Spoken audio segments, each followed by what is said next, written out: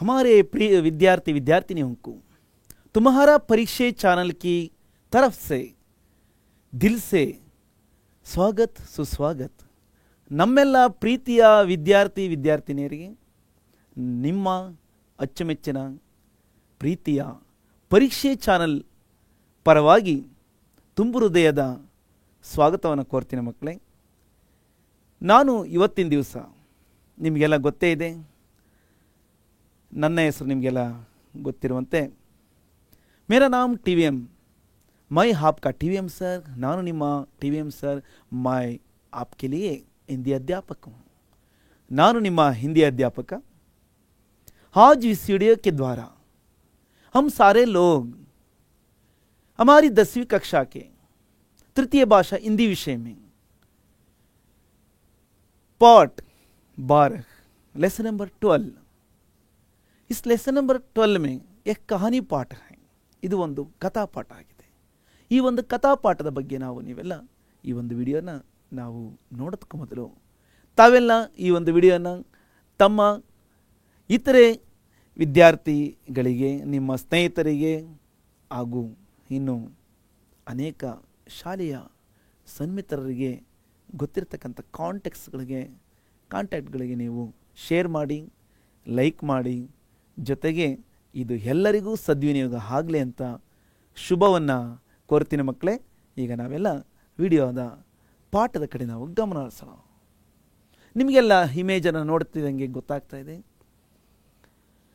ಇಲ್ಲಿರ್ತಕ್ಕಂಥ ಈ ಚಿತ್ರಗಳು ಯಾವ ಪಾಠದ ಬಗ್ಗೆ ಅಂತೇಳಿ ಶೀರ್ಷಿಕೆ ಕೂಡ ನಿಮಗೆ ಈಗಾಗಲೇ ಕಂಡು ಬರ್ತಾ ಇದೆ ಅಲ್ವಾ. हमारा विषय कौन सा है? Our subject name is Hindi. हमारा विषय कौन सा है? हमारा विषय है हिंदी. पाठ रोबोट. पाठ का नाम क्या है? पाठ कहानी पाठ 12, कथा पाठ 12, रोबोट. रोबोट इस पाठ के बारे में सभी बच्चों सरल, संक्षिप्त और सुगम शैली में पाठ का पूर्ण परिचय को सारांश के रूप में समझ सकते हैं. ತಾವೆಲ್ಲ ಈ ಒಂದು ರೋಬೋಟ್ ಪಾಠವನ್ನು ಸರಳ, ಸಂಕ್ಷಿಪ್ತ ಮತ್ತು ಬಹಳ ನಾವೀನ್ಯಪೂರ್ಣವಾಗಿ ಇರ್ತಕ್ಕಂಥ 6 ಪುಟಗಳ ಒಂದು ಸುದೀರ್ಘ ಪಾಠ ಇದು. बहुत बड़ा सा पाठ है यह. कुल 6 पृष्ठ में यह पाठ हमको प्रस्तुत किया गया है. इतना सा बड़ा पाठ को छोटा करके ಇಷ್ಟು ದೊಡ್ಡದಾಗಿರ್ತಕ್ಕಂಥ ಪಾಠವನ್ನು ನಾವು ಚಿಕ್ಕದಾಗಿ, ನಾವು ಚೊಕ್ಕವಾಗಿ, ಸಂಕ್ಷಿಪ್ತವಾಗಿ, ಸಾರಾಂಶ ರೂಪದಲ್ಲಿ, मुख्यांशಗಳ ರೂಪದಲ್ಲಿ, हाइलाइट्स के रूप में हर पेज में कौन कौन से अंश बहुत ही इंपॉर्टेंस है अथवा प्रामुख्यपूर्ण है, उसके बारे में हम लोग इस वीडियो के द्वारा कई स्लाइड्स के जरिए समझ सकते हैं. ಕೆಲವು ಸ್ಲೈಡ್ಸ್ಗಳ ಮುಖಾಂತರ, ಸ್ಲೈಡ್ಸ್ के द्वारा भी पॉइंट्स वाइज और चित्र के द्वारा भी सबको दर्शाया गया है. देखिए, ಎಲ್ಲರಿಗೂ ಇಲ್ಲಿ ನಿಮಗೆ ಇಮೇಜ್ಗಳು ಮತ್ತು ಕೆಲವು ಪಾಯಿಂಟ್ಸ್ಗಳ ಮುಖಾಂತರ ನಿಮಗೆ ತೋರ್ಪಡಿಸಲಾಗುವುದು. कहानी पाठ 12 रोबोट. इस पाठ के लेखक का नाम क्या है? इस ಪಾಠದ ಈ ಒಂದು ಪಾಠದ ಲೇಖಕರು ಯಾರಾಗಿದ್ದಾರಪ್ಪ ಅಂದರೆ ಡಾಕ್ಟರ್ ಪ್ರದೀಪ್ ಮುಖೋಪಾಧ್ಯಾಯ ಆಲೋಕ್. ಡಾಕ್ಟರ್ ಪ್ರದೀಪ್ ಮುಖೋಪಾಧ್ಯಾಯ ಆಲೋಕ್ ಅಂತಕ್ಕಂಥ ಲೇಖಕರು ಈ ಪಾಠದ ಲೇಖಕರಾಗಿದ್ದಾರೆ. ಈ ಪಾಠವನ್ನು ರಚನೆ ಮಾಡಿರ್ತಕ್ಕಂಥವರು ಡಾಕ್ಟರ್ ಪ್ರದೀಪ್ ಮುಖೋಪಾಧ್ಯಾಯ ಆಲೋಕ್ರವರು ಅಂತ ನಾವು ನೀವೆಲ್ಲ ತಿಳ್ಕೊಂಡ್ವಿ. ಈಗ ನಾವು ಮುಂದಿನ ಸ್ಲೈಡ್ಸಲ್ಲಿ ಏನಪ್ಪ ಅರ್ಥ ಮಾಡ್ಕೊತೀವಿ ಅಂದರೆ पाठ का उद्देश्य अथवा परिचय. इस पाठ के बारे में एक थोड़ा सा संक्षिप्त परिचय लेना बहुत ही अत्यावश्यक है. इसलिए इस पाठ हमें पढ़ने के लिए अथवा अध्ययन करने के लिए क्यों रखा गया है? कई अंश हमको समझ में आता है कि मालूम होगा कि पाठ के शुरू में बॉक्स के अंतर्गत, बॉक्स के अंदर 1-2 ವಾಕ್ಯ के द्वारा हमको समझ में आता है. ಒಂದೆರಡು ವಾಕ್ಯಗಳ ಮೂಲಕ ನಮಗೆ ಪಾಠದ ಪ್ರಾರಂಭದಲ್ಲಿ, ಪ್ರತಿ ಪಾಠ ಪದ್ಯಾಂಶಗಳ ಪ್ರಾರಂಭದಲ್ಲಿ ನಮಗೆ ಶೀರ್ಷಿಕೆ ಕೆಳಭಾಗದಲ್ಲೇ ನಮಗೆ ಒಂದು ಬಾಕ್ಸ್ ಇರುತ್ತೆ. ಆ ಬಾಕ್ಸ್ ಒಳಗಡೆ ಕೊಟ್ಟಿರ್ತಕ್ಕಂಥ ಒಂದೆರಡು ವಾಕ್ಯಗಳು ನಮಗೆ ಪಾಠದ ಒಂದು ಉದ್ದೇಶವನ್ನು ಅಥವಾ ಪಾಠ ಪರಿಚಯವನ್ನು ನಮಗೆ ಮಾಡಿಕೊಡುತ್ತೆ. ಆ ವಾಕ್ಯಗಳಲ್ಲಿ ನಾವೀಗ ನೋಡ್ತಾ ಇದ್ದೀವಿ. छात्रों को इस पाठ के द्वारा समझाया जाता है कि मशीन कभी भी मनुष्य का स्थान नहीं ले सकता. मशीन मीन्स यंत्र, ಮೆಷಿನ್ ಇನ್ ಇಂಗ್ಲೀಷ್ ಮೇ ಮೆಷಿನ್ ಬೋಲ್ತೆ ಹೈ. ಯಂತ್ರ ಅಥವಾ ಒಂದು ಮೆಷಿನ್ ಅಂತಕ್ಕಂಥದ್ದು ಯಾವುದೇ ಒಂದು ವಿಜ್ಞಾನಿಗಳ ಮುಖಾಂತರ, ಮನುಷ್ಯರ ಮುಖಾಂತರ ಆವಿಷ್ಕಾರವಾಗಿರ್ತಕ್ಕಂಥ, ಇನ್ವೆನ್ಷನ್ ಆಗಿರ್ತಕ್ಕಂಥ ಏನು ಏನು ಹೊಸ ನವೀನ ಸಾಧನಗಳು, ಎಲೆಕ್ಟ್ರಾನಿಕ್ ಏನು ಮೆಟೀರಿಯಲ್ಸ್ ಎಲ್ಲ ಇದಾವಲ್ಲ, ಆ ಒಂದು ಯಂತ್ರಗಳು, ಅದು ಚಿಕ್ಕ ಯಂತ್ರ ಇರ್ಬೋದು, ದೊಡ್ಡ ಯಂತ್ರ ಇರ್ಬೋದು, ಯಾವತ್ತೂ ಕೂಡ ಒಂದು ಮನುಷ್ಯನ ಒಂದು ಸ್ಥಾನವನ್ನು ನಾವು ತಗೊಳಕ್ಕೆ ಸಾಧ್ಯ ಇಲ್ಲ. ಮನುಷ್ಯನ ಒಂದು ಸ್ಥಾನ ಎಲ್ಲ ಯಂತ್ರಗಳಿಗಿಂತ ದೊಡ್ಡದಾದ ಸ್ಥಾನ. ಯಾಕಪ್ಪ ಅಂದರೆ ಆ ಯಂತ್ರಗಳನ್ನು, ಆ ಮೆಷಿನ್ಗಳನ್ನು ನಿರ್ಮಾಣ ಮಾಡಿರ್ತಕ್ಕಂಥ ನಿರ್ಮಾತೃ ಅಥವಾ ಕರ್ತೃ ಮನುಷ್ಯನ ಒಂದು ಈ ಬುದ್ಧಿ ಮತ್ತು ತಲೆ, ಸೂಪರ್ ಪವರ್ ಆಗಿರ್ತಕ್ಕಂಥ ಈ ಮೆದುಳಲ್ಲಿರ್ತಕ್ಕಂಥ ಆ ಒಂದು ಬುದ್ಧಿಶಕ್ತಿಯಿಂದಲೇ ಇವನ್ನೆಲ್ಲ ಸೃಷ್ಟಿ ಮಾಡ್ತಕ್ಕಂಥವನು. ಹಾಗಾಗಿ ಮನುಷ್ಯನಿಗೆ ಸರಿಸಾಟಿ ಆಗೋದಕ್ಕೆ ಸಾಧ್ಯ ಇಲ್ಲ ಅಲ್ವಾ. ಅವರ ಮನುಷ್ಯಕ ಮಹತ್ವ ಕಬಿ ಕಮ್ ನಹಿ ಹೋ ಸಕ್ತಾ. ಜೊತೆಗೆ ಮನುಷ್ಯನ ಒಂದು ಇಂಪಾರ್ಟೆನ್ಸ್ ಅಂತಕ್ಕಂಥದ್ದು ಕೂಡ, importance of human being come ನಹಿ ಹೋ ಸಕ್ತಾ, ಯಾವತ್ತೂ ಕೂಡ ಕಡಿಮೆ ಆಗೋದಕ್ಕೆ ಸಾಧ್ಯ ಇಲ್ಲ ಅಂತೇಳಿ ನಮಗೆ ಈ ಪಾಠ ನಮಗೆ ಪರಿಚಯಿಸುತ್ತೆ. ಅಂದರೆ ಮನುಷ್ಯನೇ ಯಾವತ್ತು ಯಂತ್ರಗಳೇ. ಅಂದರೆ ಮನುಷ್ಯನಲ್ಲಿರ್ತಕ್ಕಂಥ ಒಂದು ಇಂಪಾರ್ಟೆನ್ಸ್, ಪ್ರಾಮುಖ್ಯತೆ ಯಾವತ್ತೂ ಕೂಡ ಎಷ್ಟೇ ಯಂತ್ರಗಳು ಬರಲಿ, ಎಷ್ಟೇ ಸುಧಾರಿತ ಇಂಪ್ರೂವ್ಡ್ ಮಿಷನ್ಸ್ ಬರಲಿ, ಮನುಷ್ಯನಿಗೆ ಅವು ಯಾವತ್ತೂ ಸಾಟಿಯಾಗಿ ಸಾಧ್ಯ ಇಲ್ಲ ಅನ್ನೋದಕ್ಕೆ ಈ ಒಂದು ಕಥಾಪಾಠ ನಮಗೆ, ಈ ಒಂದು ಸ್ಟೋರಿ ಲೆಸನ್ ನಮಗೆ ಸಾಬೀತುಪಡಿಸುತ್ತೆ. ಅನೇಕ ಇಲ್ಲಿ ಬರ್ತಕ್ಕಂಥ ಪಾಠದಲ್ಲಿ ಬರ್ತಕ್ಕಂಥ ಅನೇಕ ಸನ್ನಿವೇಶಗಳು, ಅನೇಕ ಸಂಗತಿಗಳು ಅಥವಾ ಅನೇಕ ನಮಗೆ ಅಂಶಗಳಿಂದ ನಮಗೆ ವೇದ್ಯವಾಗ್ತಾ ಹೋಗುತ್ತೆ, ಅಂದರೆ ಅರ್ಥ ಆಗ್ತಾ ಹೋಗುತ್ತೆ. ಓಕೆ, ನೋಡಿ, ಮನುಷ್ಯ ಮುಂದೆ ಇರ್ತಕ್ಕಂಥ ಈ ಒಂದು ಯಂತ್ರ ಮಾನವ ಅಲ್ವಾ, ಮೆಷಿನ್ ಮ್ಯಾನ್, ಎಷ್ಟೇ ಎತ್ತರ ಇರಲಿ, ಎಷ್ಟೇ ಶಕ್ತಿ ಇರಲಿ, ಮನುಷ್ಯನ ಮುಂದೆ ಅದು ಯಾವತ್ತೂ ಸರಿಸಾಟಿ ಆಗೋದು. ಮನುಷ್ಯನೇ ಅದರ ಒಂದು ಡೈರೆಕ್ಟರ್, ನಿರ್ದೇಶಕ. ಹಾಗಾಗಿ ಮನುಷ್ಯ ತಾನು ನಿರ್ಮಿಸಿರ್ತಕ್ಕಂಥ ಯಂತ್ರವನ್ನು, ಮೆಷಿನನ್ನು ನೋಡ್ತಾ, ನೀನು ಯಾವತ್ತೂ ನನ್ನ ಶಕ್ತಿಯ ಪ್ರತಿಬಿಂಬ ಅಂತೇಳಿ ಆತ ಮನಗಾಣ್ತಾ ಇದ್ದಾನೆ ಅಲ್ಲವರ. ಓಕೆ, ನಾವು ಹಾಗೆ इस पाठ में प्रयुक्त अथवा इस पाठ में पेज में, इस पाठ के परिच्छेद में, पैराग्राफ में वाक्यों के साथ उपयोगित शब्दों का अर्थ समझ लेने से, ಪಾಠದಲ್ಲಿ ಬಳಕೆಯಾಗಿರತಕ್ಕಂಥ ಶಬ್ದಗಳನ್ನು ನಾವು ಕೆಲವೊಂದು ಕಠಿಣ ಶಬ್ದಾರ್ಥಗಳಿರ್ತವೆ, कठिन शब्दों का अथवा जटिल शब्दों का अर्थ अर्थात जानकारी लेने से हमको पाठ पढ़ते समय, पाठ के नोट्स पढ़ते समय, ಪಾಠದ ನೋಟ್ಸನ್ನು ನಾವು ಓದಬೇಕಾದ್ರೆ ನಮಗೆ ಆ ಶಬ್ದಗಳ ಅರ್ಥ ತಿಳಿದಿದ್ದೇ ಆದರೆ ನಾವು ಸಂಬಂಧಿತ ವಿಷಯವನ್ನು ನಾವು ಸರಾಗವಾಗಿ ಅರ್ಥ ಮಾಡ್ಕೋಬೋದು. ಮತ್ತು ನಮಗೆ ಆ ಶಬ್ದದ ಭಂಡಾರ, ನಮಗೆ ಶಬ್ದಶಕ್ತಿ ಅಂತಕ್ಕಂಥದ್ದು, ವರ್ಡ್ ಪವರ್ ಅಂತಕ್ಕಂಥದ್ದು ನಾವು ಹೆಚ್ಚು ಮಾಡ್ಕೋಬೋದು, ಹೆಚ್ಚಾಗುತ್ತಲ್ಲ ಮಕ್ಕಳೇ. सबसे पहले शब्दार्थ में पहला शब्द कौन सा है? खतरनाक है. ಖತರ್ನಾಕ್ ಅನ್ನೋದನ್ನು ನೀವೆಲ್ಲ ಕೇಳಿರ್ತೀರ. ಅವನು ಖತರ್ನಾಕ್ ನನ್ನ ಮಗ ಅಂತಾರೆ, ಕೇಳಿರ್ಬೋದಲ್ವ. ಖತರ್ನಾಕ್ ನನ್ನ ಮಗ ಅಂದರೆ ಏನು? ಅವನು ಭಾಳ ಡೇಂಜರಸ್ ಪರ್ಸನ್ ಅಂತೇಳಿ ಅರ್ಥ. ಕತರೇಕ ಭಯ ಉಂಟು ಮಾಡ್ತಕ್ಕಂಥ, ಮೋಸ್ಟ್ ಡೇಂಜರಸ್ ಅಂದರೆ ಅಪಾಯಕಾರಿ. कन्नड़ा में इसका अर्थ क्या होता है? अपायकारी, वेरी डेंजरस अंतೇಳಿ खतरनाक. उसके बाद दूसरा शब्द क्या है? समावेश. समावेश का अर्थ है हिंदी में समानार्थ शामिल करना, ಜೊತೆ ಆಗ್ತಕ್ಕಂಥದ್ದು, ಸೇರ್ತಕ್ಕಂಥದ್ದು ಅಂತೇಳಿ, ಸೇರ್ಪಡೆ ಆಗ್ತಕ್ಕಂಥದ್ದು ಅಂತೇಳಿ ನಾವು ಇದರ ಅರ್ಥವನ್ನು ನಾವು ಕನ್ನಡದಲ್ಲಿ ತಿಳ್ಕೋಬಹುದು. ಗೊತ್ತಾಯ್ತಾ? ಜಾಯ್ನಿಂಗ್ ಅಂತೇಳಿ, ಗೊತ್ತಾಯ್ತಾ? ಮಿಕ್ಸ್ಡ್ ಅಪ್ ಅಂತಲೂ ಕೂಡ ನಾವು ಅರ್ಥೈಸ್ಕೋಬಹುದು. नेक्स्ट वन तीसरा है ऐतराज का अर्थ है आपत्ति है. आपत्ति का मतलब क्या होता है? अंग्रेजी में इसका अर्थ होता है कि प्रॉब्लम्स, समस्ये. ಕನ್ನಡದಲ್ಲಿ ನಾವು ಸಮಸ್ಯೆ ಅಂತ ನಾವು ಅರ್ಥೈಸ್ಕೋಬಹುದು. उसके बाद नेक्स्ट वन पारंगत का अर्थ हिंदी में ನಿಪುಣ. ಹಿಂದಿ ಟು ಹಿಂದಿ ಮೀನಿಂಗ್ ನಾವು ನೋಡ್ತಾ ನಾವು ಕನ್ನಡ ಅರ್ಥವನ್ನು ಕೂಡ ಜೊತೆಗೆ ಇಂಗ್ಲೀಷ್ ಅರ್ಥವನ್ನು ಕೂಡ ನಾವು ಈಗ ಇಲ್ಲಿ ಅರ್ಥ ಮಾಡ್ಕೊತ ಹೋಗ್ತಾ ಇದೀವಿ ಅಲ್ವಾ.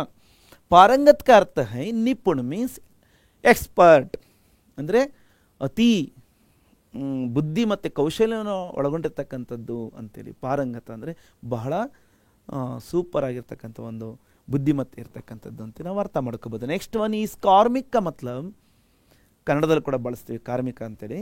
ಕಾರ್ಮಿಕ್ ಮೀನ್ಸ್ ಕರ್ಮಚಾರಿ, ಕೆಲಸ ಮಾಡೋರು. ಯಾರು ಅವರು? ವರ್ಕರ್ಸ್ ಅಲ್ವಾ, ಲೇಬರ್ಸ್ ಅಂತಲೂ ನಾವು ಇಂಗ್ಲೀಷಲ್ಲಿ ಮತ್ತೊಂದು ಅರ್ಥವನ್ನು ನಾವು ಅರ್ಥ ಮಾಡ್ಕೋಬೋದು, ತಿಳ್ಕೋಬೋದು ಅಲ್ವಾ. ಅಂದರೆ ಕರ್ಮಚಾರಿಗಳು, ಕಾರ್ಮಿಕರು, ಕೆಲಸಗಾರರು, ಗೊತ್ತಾಯ್ತಾ. ನೆಕ್ಸ್ಟ್ ಒನ್ ನಬ್ಜ್ का अर्थ क्या होता है, ನಾಡಿ. ನಾಡಿ ಅಂದರೆ ನಮ್ಮ ದೇಹದಲ್ಲಿರ್ತಕ್ಕಂಥ ನರನಾಡಿಗಳೆಲ್ಲ ಗೊತ್ತಿದೆ ಅಲ್ವಾ, ಆ ಒಂದು ನರದ ಒಂದು ಭಾಗವನ್ನು ಪಾರ್ಟನ್ನು ನಾವು ನಾಡಿ ಅಂತ ಕರಿಬೋದು. ಓಕೆ.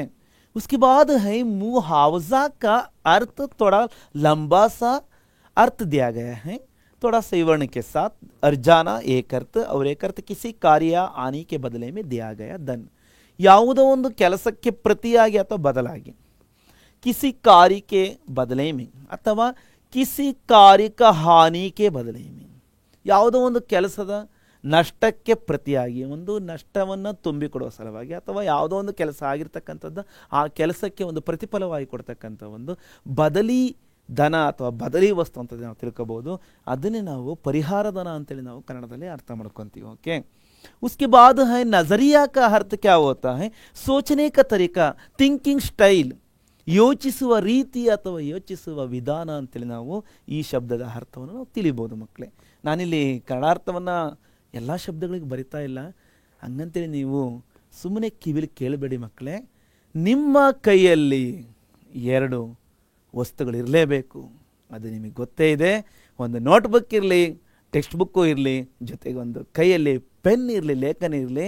ಈ ನಾನು ಹೇಳ್ತಕ್ಕಂಥ ಈ ಒಂದು ಅನೇಕ ಅಂಶಗಳನ್ನು ನೀವು ನೋಟ್ ಮಾಡ್ಕೊಳ್ತಾ ಹೋಗಿ, ಟಿಪ್ಪಣಿ ಮಾಡ್ಕೊಳ್ಳೋದು ಭಾಳ ನಿಮಗೆ ಅತ್ಯುತ್ತಮವಾಗಿ ನಿಮಗೆ ಕೆಲಸಕ್ಕೆ ಬರುತ್ತೆ, ಭಾಳ ಒಳ್ಳೆಯದಾಗುತ್ತೆ. ಹಾಗಾಗಿ ಕೇಳ್ತಾ ನೀವು ನೋಟ್ ಮಾಡ್ಕೊಳ್ಳಿ, ಸುಮ್ಮನೆ ಕೇಳಬೇಡಿ, ಗೊತ್ತಾಯ್ತಾ. ಕೇಳ್ತಾ ಕೇಳ್ತಾ ಏನೆಲ್ಲ ಪಾಯಿಂಟ್ಸ್ಗಳು ಬೇಕು ಅದು ಬರೆಯೋದ್ರಿಂದ ನಿಮಗೆ ಭಾಳ ಪ್ರಾಕ್ಟೀಸ್ ಕೂಡ ಆಗುತ್ತೆ. 10 ಸರಿ ಕೇಳೋದಕ್ಕಿಂತ 2 ಸರಿ 3 ಸರಿ ಬರೆಯೋದು ನೀವು ಭಾಳ ಪರ್ಫೆಕ್ಟ್ ಆಗ್ತೀರಿ. ಹ್ಯಾಂಡ್ ರೈಟಿಂಗ್ ಇಂಪ್ರೂವ್ಮೆಂಟ್ ಆಗುತ್ತೆ, ಮತ್ತು ನಿಮ್ಮ ಬರವಣಿಗೆ ಸ್ಟೈಲು ಭಾಳ ಸುಧಾರಿಸುತ್ತೆ, ಮತ್ತು ಎಕ್ಸಾಮಲ್ಲಿ ಸ್ಪೀಡ್ ಮೇಂಟೈನ್ ಆಗುತ್ತೆ. ಹಾಗಾಗಿ ನಿಮಗೆ ಶಾಲೆಯಲ್ಲಿ ಕೂಡ ಹೇಳ್ತಾ ಇರ್ತಾರೆ, ಅದನ್ನು ನೀವು ಗಂಭೀರವಾಗಿ ಪರಿಗಣಿಸಬೇಕು. ಓಕೆ. ನೆಕ್ಸ್ಟ್ ಒನ್ ಮಂತ್ರಣಾ का अर्थ क्या होता है, ವಿಚಾರ ವಿಮರ್ಶ ಸಲಹ್. ವಿಚಾರ ವಿಮರ್ಶ ಸಲಹ್ ಅಂತೇಳಿ ನಾವು ತಿಳಿಬೋದು. ಅಂದರೆ ವಿಚಾರ ಮಾಡ್ತಕ್ಕಂಥ, ವಿಮರ್ಶೆ ಮಾಡ್ತಕ್ಕಂಥ ಅಥವಾ ಸಲಹೆ, ಒಂದು ಸಜೆಷನ್ ಕೊಡ್ತಕ್ಕಂಥ ಒಂದು ಅರ್ಥವನ್ನು ಕೊಡ್ತಕ್ಕಂಥದ್ದು ಮಂತ್ರಣ. ಅಂದರೆ ಗುಪ್ತ ಮಾತುಕತೆ ಅಂತೆಲ್ಲ ನಾವು ತಿಳಿಬೋದು, ಸಸ್ಪೆನ್ಸ್ ಟಾಕ್ ಅಂತೇಳಿ ತಿಳಿಬೋದು. अनुबंध का अर्थ क्या होता है, लिखित समझौता हिंदी अर्थ है, अंग्रेजी में कॉन्ट्रैक्ट, ಒಪ್ಪಂದ, ಕರಾರು, ಲಿಖಿತ ಒಪ್ಪಂದ ಪತ್ರ, ಲಿಖಿತ ಕರಾರು ಅಂತೇಳಿ ಅಂದರೆ ರೈಟಿಂಗ್ ಕಾಂಟ್ರಾಕ್ಟ್ ಅಂತೇಳಿ ಇದು ಅರ್ಥವನ್ನು ನಾವು ತಿಳ್ಕೊತೀವಿ. ಓಕೆ.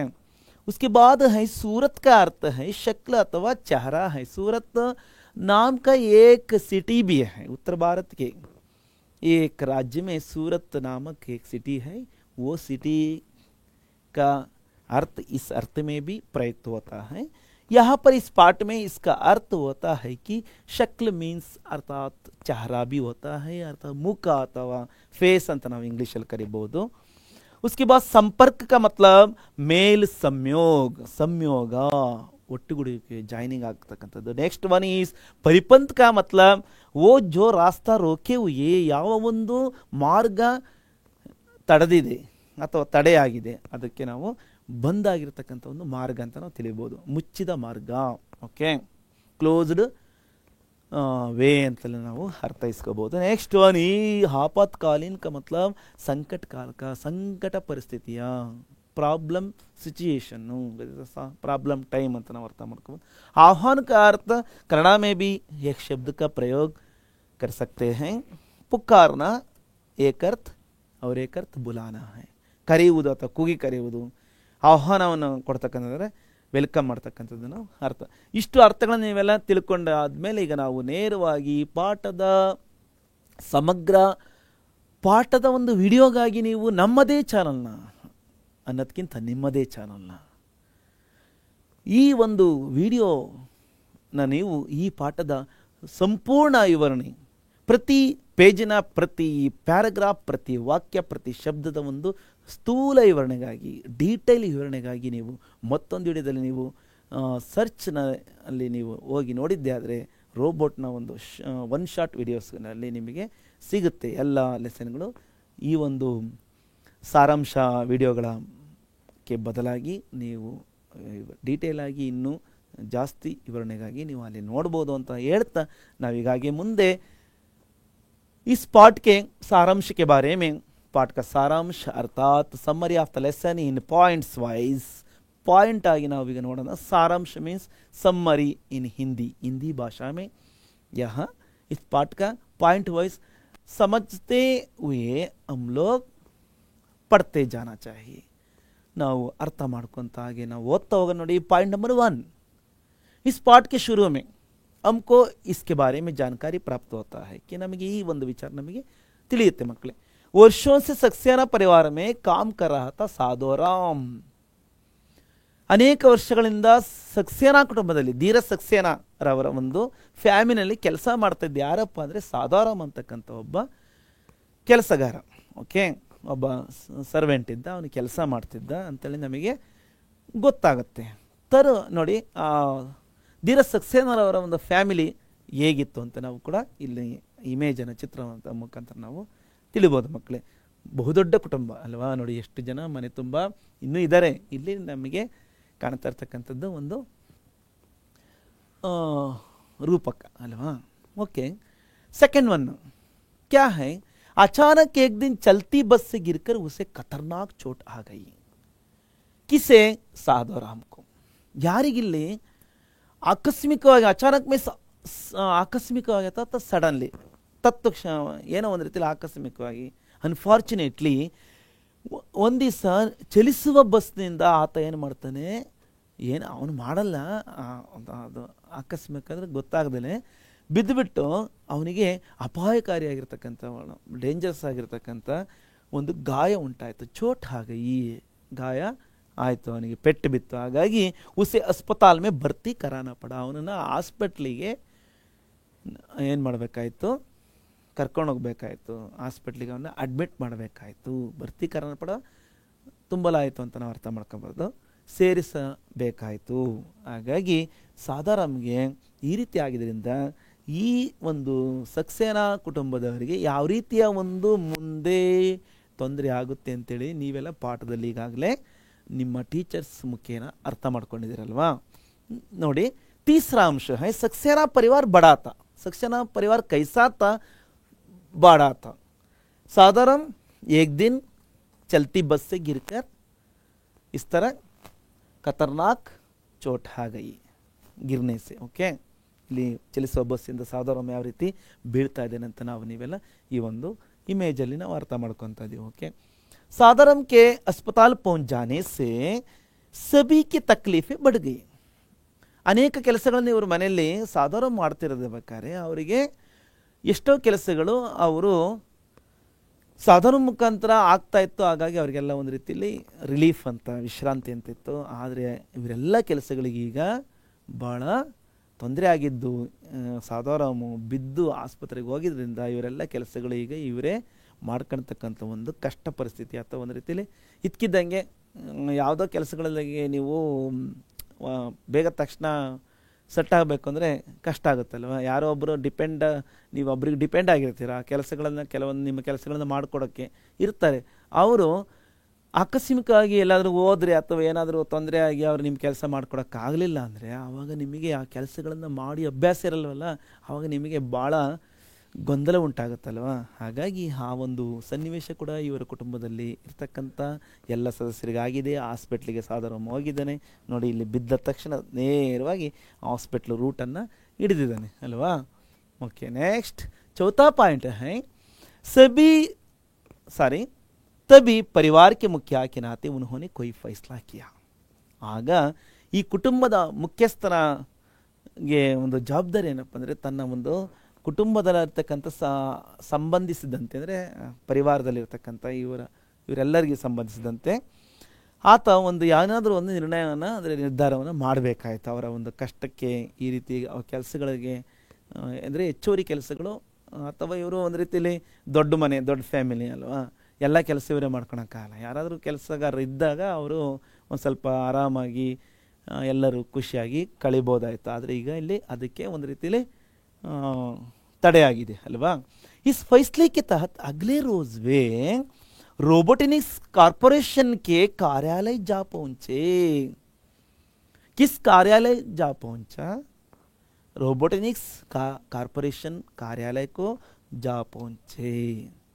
ಯಾವ ಒಂದು ಕಾರ್ಯಾಲಯಕ್ಕೆ ಅವರು ಈ ಒಂದು ಪರಿಹಾರದ ಸಲುವಾಗಿ ರೋಬೋಟಿಕ್ಸ್ ಕಾರ್ಪೊರೇಷನ್ ಅಂತಕ್ಕಂಥ ಒಂದು ಆಫೀಸ್ಗೆ ಈತ ತಲುಪದ.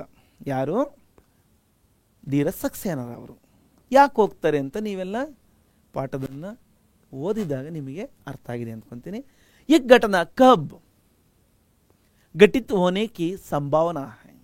ಈ ಘಟನೆ ಯಾವ ಸಂಭವಿಸ್ಬೋದು ಅಂತೇಳಿ ನಮಗೆ ಇಲ್ಲಿ ಲೇಖಕರು ಇಲ್ಲಿ ಹೇಳ್ತಾ ಇದ್ದಾರಪ್ಪ ಅಂದರೆ, ಈಗ ಆಲ್ರೆಡಿ ಇದಾಗಿರ್ತಕ್ಕಂಥದ್ದೆಲ್ಲ ಮುಂದಿನ ವರ್ಷಗಳಲ್ಲಿ, ಕೆಲವಾರು ವರ್ಷಗಳಲ್ಲಿ, ಅಂದರೆ ಕೆಲವೇ ವರ್ಷಗಳಲ್ಲಿ, ಇನ್ನು ಭಾಳ ಹತ್ತಿರದಲ್ಲೇ ಇದ್ದೀವಿ ಅಲ್ವಾ. ಅಂದರೆ ಇನ್ನು 5 ವರ್ಷದಲ್ಲಿ ಇಂಥ ಒಂದು ಸನ್ನಿವೇಶ ನಮ್ಮ ಭಾರತದಲ್ಲೂ ಕೂಡ ಕಾಣಬಹುದು ಅಂತೇಳಿ ವರ್ಷ 2030 ನವೆಂಬರ್ ಮಹಿನಾ ತಾ 2030 ನವೆಂಬರ್ ತಿಂಗಳಲ್ಲಿ ಘಟಿಸಿರ್ತಕ್ಕಂಥ ಒಂದು ಊಹೆ, ಒಂದು ಕಲ್ಪನೆ, ಇಮ್ಯಾಜಿನೇಷನ್, ಲೇಖಕ್ಕೆ अनुसार अथवा लेखक की कल्पना में इस तरह की घटना घटित होने के बारे में वो कल्पना में इस पाठ का रचना करते हुए हमको यह विचार हमको परिचय कराते हैं. ಈ ಒಂದು ವಿಚಾರ ನಮಗೆ ಪರಿಚಯವನ್ನು ಮಾಡಿಸ್ತಾರೆ ನೋಡಿ. 6th ಪಾಯಿಂಟ್ ಈಸ್ ದಫ್ತರ್ ಅಭಿ ಕುಲಾಹಿತ. ಕಚೇರಿ ಇನ್ನೂ ತೆರೆದೇ ಇತ್ತು. ಕೌನ್ಸಿ ದಫ್ತರ್? रोबोटिक्स कॉर्पोरेशन की दफ्तर कुलाहिता. एक रोबोट वैक्यूम क्लीनर से दफ्तर के फर्श को साफ कर रहा था. वो दफ्तर में अथवा वो कार्यालय में एक रोबोट क्या करता था? वो रोबोट दफ्तर के फर्श को क्लीन करने का तो साफ करने का कार्य करता था.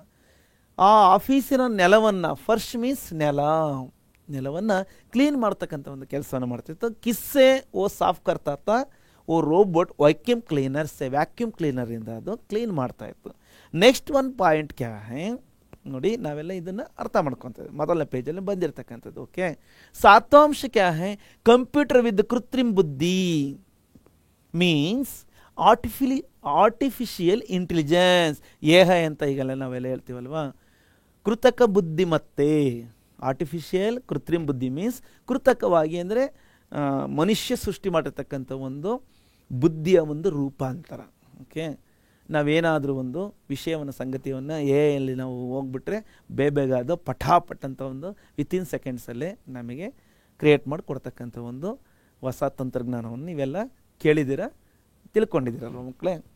ಸಮಾವೇಶ ರೋಬೋಟ್ ಮೇ ಕರ್ನೆ ಮೇ ಸಫಲ ಹೋಗೈತಿ. ಕಂಪ್ಯೂಟರ್ ವಿದ್ವಾಂಸರು ಈ ಒಂದು ಕೃತಕ ಬುದ್ಧಿಮತ್ತೆಯ ಒಂದು ಹೊಸ ತಾಂತ್ರಿಕ ಆವಿಷ್ಕಾರದಿಂದ ಅವ್ರೇನು ಮಾಡಿದಾರಪ್ಪ, ಇದರಲ್ಲಿ ಸಮಾವೇಶನ ತುಂಬಿದ್ದಾರೆ, ಸೇರ್ಪಡಿಸಿದ್ದಾರೆ. ಏನನ್ನ? ಈ ರೋಬೋಟ್ನಲ್ಲಿ ಆ ಒಂದು ಕೃತಕ ಬುದ್ಧಿಮತ್ತೆಯನ್ನು ಸೇರ್ಪಡಿಸಿ ಅವರು ಸಫಲರಾಗಿದ್ದರು ಅಂದರೆ ಸಕ್ಸಸ್ ಆಗಿದ್ರು. ಓಕೆ, ನೆಕ್ಸ್ಟ್ 8वां अंश है कुछ रोबोटों में तो मानवीय संवेदना के गुण पैदा करने में भी कंप्यूटर विदों एवं रोबोटिकी वैज्ञानिकों को सफलता मिली थी. ಕೆಲವು ರೋಬೋಟ್ಗಳಲ್ಲಿ ಮಾನವೀಯ ಸಂವೇದನೆಗಳಂದರೆ ಮನುಷ್ಯರಲ್ಲಿರ್ತಕ್ಕಂಥ ಒಂದು ಭಾವನೆಗಳು, ಏನು ಫೀಲಿಂಗ್ಸ್ ಇದಾವಲ್ಲವ, ಆ ಫೀಲಿಂಗ್ಸ್ಗಳನ್ನು ಗೊತ್ತಾ, ಏನೆಲ್ಲ ಒಂದು ನಗು, ಅಳು, ತಮಾಷೆ, ದುಃಖ, ಬೇಸರ ಇವೆಲ್ಲವನ್ನ ಒಂದು ಮಿಷಿನಲ್ಲಿ, ಮನುಷ್ಯರ ಒಂದು ಫೀಲಿಂಗ್ಸ್ಗಳನ್ನೆಲ್ಲ ಒಂದು ಮಿಷಿನಲ್ಲಿ ಒಂದು ಅಂದರೆ ಕಂಪ್ಯೂಟರ್ ರೋಬೋಟ್ಗಳಲ್ಲಿ ಕೂಡ ಸೇರ್ಪಡಿಸಿ ಅವುಗಳಲ್ಲಿ ಕೂಡ ಅಳವಡಿಸಿಬಿಟ್ಟು ಸಕ್ಸಸ್ಸನ್ನು, ಸಫಲತೆಯನ್ನು ಕಂಡಿದ್ರು. ಯಾರಪ್ಪ ಅಂದರೆ ಕಂಪ್ಯೂಟರ್ ವಿದ್ವಾಂಸರು. ಕಂಪ್ಯೂಟರ್ ಮೀನ್ಸ್ ಕಂಪ್ಯೂಟರ್ ಎಕ್ಸ್ಪರ್ಟ್ಸ್ ಅಥವಾ ರೋಬೋಟಿಕಿ ವೈಜ್ಞಾನಿಕ, ಮತ್ತು ಅವ್ರ ಜೊತೆಗೆ ರೋಬೋಟಿಕಿ ವೈಜ್ಞಾನಿಕ ಮೀನ್ಸ್ ರೋಬೋಟಿಕ್ ಸೈಂಟಿಸ್ಟ್ಸ್, ಇದರಲ್ಲಿ ಸಫಲತೆ ಅವರಿಗೆ ಸಿಕ್ಕಿತ್ತು.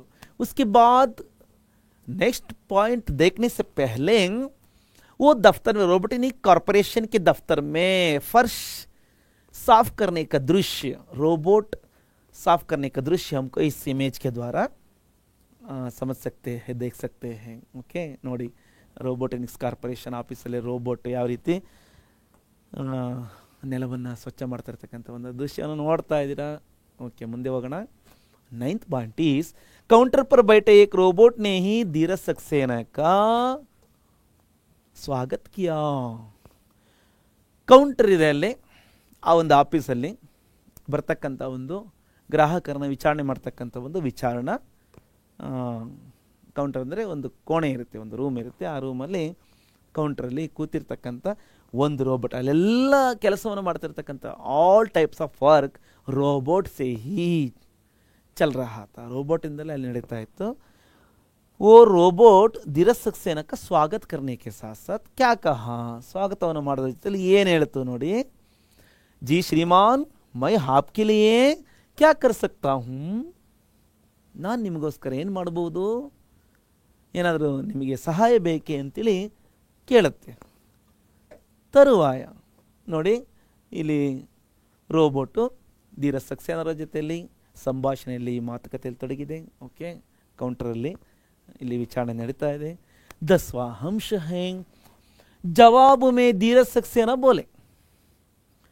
ಆ ಒಂದು ಕೌಂಟರ್ಲಿರ್ತಕ್ಕಂಥ ರೋಬೋಟಿನ ಒಂದು ಪ್ರಶ್ನೆಗೆ ಇಲ್ಲಿ ಪ್ರತಿಕ್ರಿಯೆಯಾಗಿ ಅಂದರೆ ರೆಸ್ಪಾನ್ಸ್ ಉತ್ತರವಾಗಿ ಸಕ್ಸೇನಾ ಹೇಳ್ತಕ್ಕಂಥದ್ದು ಏನಪ್ಪ ಅಂದರೆ ಮುಜೆ घरेलू कामकाज करने के लिए एक बुद्धिमान रोबोट की ज़रूरत है. ನನಗೆ ಮನೆಯ ಕೆಲಸ ಕಾರ್ಯಗಳಿಗೆ ಒಂದು ಬುದ್ಧಿವಂತ ರೋಬೋಟ್ನ ಅವಶ್ಯಕತೆ ಇದೆ ಅಂತೇಳಿ ಆ ಒಂದು ಕೌಂಟರ್ನ ರೋಬೋಟ್ ಜೊತೆಯಲ್ಲಿ ತನ್ನ ಒಂದು ಹಿಂಗಿತವನ್ನು ವ್ಯಕ್ತಪಡಿಸ್ತಾ. ಓಕೆ, ಬಾದ್ ಮೇ 11 अंश समझो. एक सुनकर काउंटर पर बैठा रोबोट बोला. धीरज सक्सेना की इन बातों को सुनकर, इस विचार के बारे में समझकर फिर दोबारा रोबोट क्या बोला, रोबोट ने बोला कि रोबोट ಏನಂತ ಹೇಳುತ್ತೆ ನೋಡಿ, लेकिन घरेलू कामकाज के लिए बुद्धिमान रोबोट क्यों. ಆದರೆ ಮನೆಯ ಕೆಲಸ ಕಾರ್ಯಗಳಿಗೆ घरेलू कामकाज ಮೀನ್ಸ್ ಮನೆಯ ಕೆಲಸ ಕಾರ್ಯಗಳಿಗೆ ಬುದ್ಧಿವಂತ ರೋಬೋಟ್ ಏನಕ್ಕೆ ಬೇಕು ನಿಮಗೆ. आप साधारण रोबोट से भी काम चला सकते हैं. ತಾವು ಸಾಧಾರಣವಾಗಿರ್ತಕ್ಕಂಥ ಕಾಮನ್ ರೋಬೋಟಿಂದ ನೀವು ಕೆಲಸ ಮಾಡಿಸ್ಕೋಬೋದಲ್ವಾ. ಅಂಥ ಬುದ್ಧಿವಂತ ಕ್ಲೆವರ್ ರೋಬೋಟ್ ಯಾಕೆ ಬೇಕು ನಿಮಗೆ, ಇಂಟೆಲಿಜೆಂಟ್ ರೋಬೋಟ್ ಅವಶ್ಯಕತೆ ಏನಿದೆ. ಮನೆ ಕೆಲಸ ಕಾರ್ಯಗಳಂದಮೇಲೆ ನಾರ್ಮಲ್ ಆಗಿರ್ತಕ್ಕಂಥ ಕೆಲಸಗಳಿಗೆ ಒಂದು ಕಾಮನ್ ರೋಬೋಟ್ ಇದ್ರೆ ಸಾಕಾಗಲ್ವೇ ಅಂತೇಳಿ ಈ ರೀತಿ ಹೇಳಿದಾಗ, ಮತ್ತೆ ಅದಕ್ಕೆ ಪ್ರತಿಯಾಗಿ ಧೀರಜ್ ಸಕ್ಸೇನಾ ಹೇಳ್ತಕ್ಕಂಥ ಒಂದು ಕಾರಣ ಏನಪ್ಪ ಅಂದರೆ 12th पॉइंट में समझो.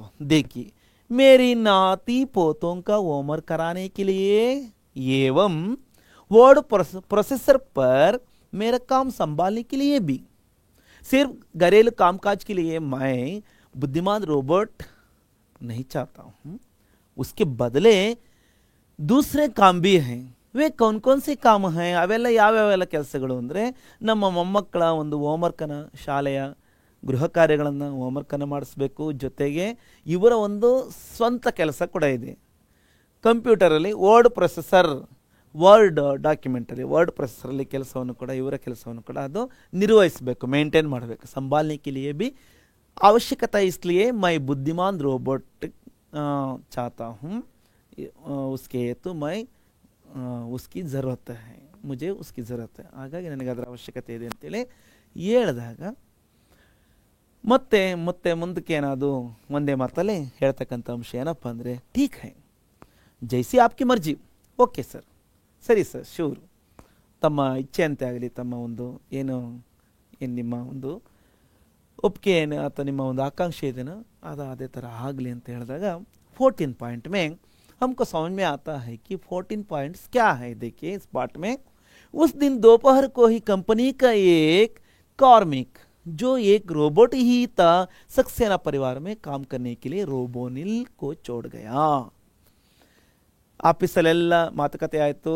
ಅಲ್ಲಿ ಧೀರಜ್ ಸಕ್ಸೇನರವರು ರೋಬೋಟ್ಗೆ ಆರ್ಡರನ್ನು ಕೊಟ್ಟು ಬಂದಿದ್ದಾರೆ. ಕೊಟ್ಟು ಬಂದಾದಮೇಲೆ ಇವರು ಮನೆಗೆ ಬಂದಂಥ ಸಂದರ್ಭದಲ್ಲಿ ಅದೇ ದಿನ, ಉಸ್ ದಿನ ಮೀನ್ಸ್ ದಟ್ ಡೇ, ಆ ದಿವಸ ದೋಪರ್ಕೋ ಈ ಮಧ್ಯಾಹ್ನವೇ ಕಂಪನಿ ಕಂಪನಿ ಒಬ್ಬ ಕಾರ್ಮಿಕ ಅಂದರೆ ಆ ಕಾರ್ಮಿಕ ಯಾರು, ಮನುಷ್ಯರಲ್ಲ, ರೋಬೋಟೇ.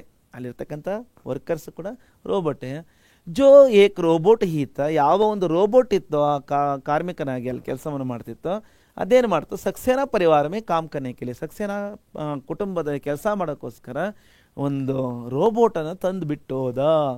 उस रोबोट का नाम क्या था, हाँ रोबोट ने ಹೆಸರೇನಾಗಿತ್ತು, ಧೀರಜ್ ಸಕ್ಸೇನಾ परिवार में ಪ್ರವೇಶಿತ್ ರೋಬೋಟ್ का नाम था रोबोनिल. ರೋಬೋನಿಲ್ ಹೆಸರಿನ ಒಂದು ರೋಬೋಟನ್ನು ಇವರ ಮನೆಗೆ ಬಿಟ್ಟು ಹೋದ. ಓಕೆ, 15th ಒಂದು ಪಾಯಿಂಟ್ ನಿಮಗೆಲ್ಲ ಇದು ಜ್ಞಾಪಕ ಅಲ್ಲಿ. सक्सेना परिवार के लिए काम करने के लिए रखा गया रोबोट का नाम क्या? ರೋಬೋನಿಲ್. सक्सेना ಕುಟುಂಬದಲ್ಲಿ ಕೆಲಸಕ್ಕೆ ಬಂದಿರತಕ್ಕಂಥ ಅಥವಾ सक्सेना ಕುಟುಂಬದಲ್ಲಿ ಕೆಲಸ ಮಾಡ್ತಿರ್ತಕ್ಕಂಥ ರೋಬೋಟ್ನ ಹೆಸರು ರೋಬೋನಿಲ್ ನಿಮ್ಮ ಮನಸ್ಸಿನಲ್ಲಿ ಇರಬೇಕು ಮಕ್ಕಳೇ.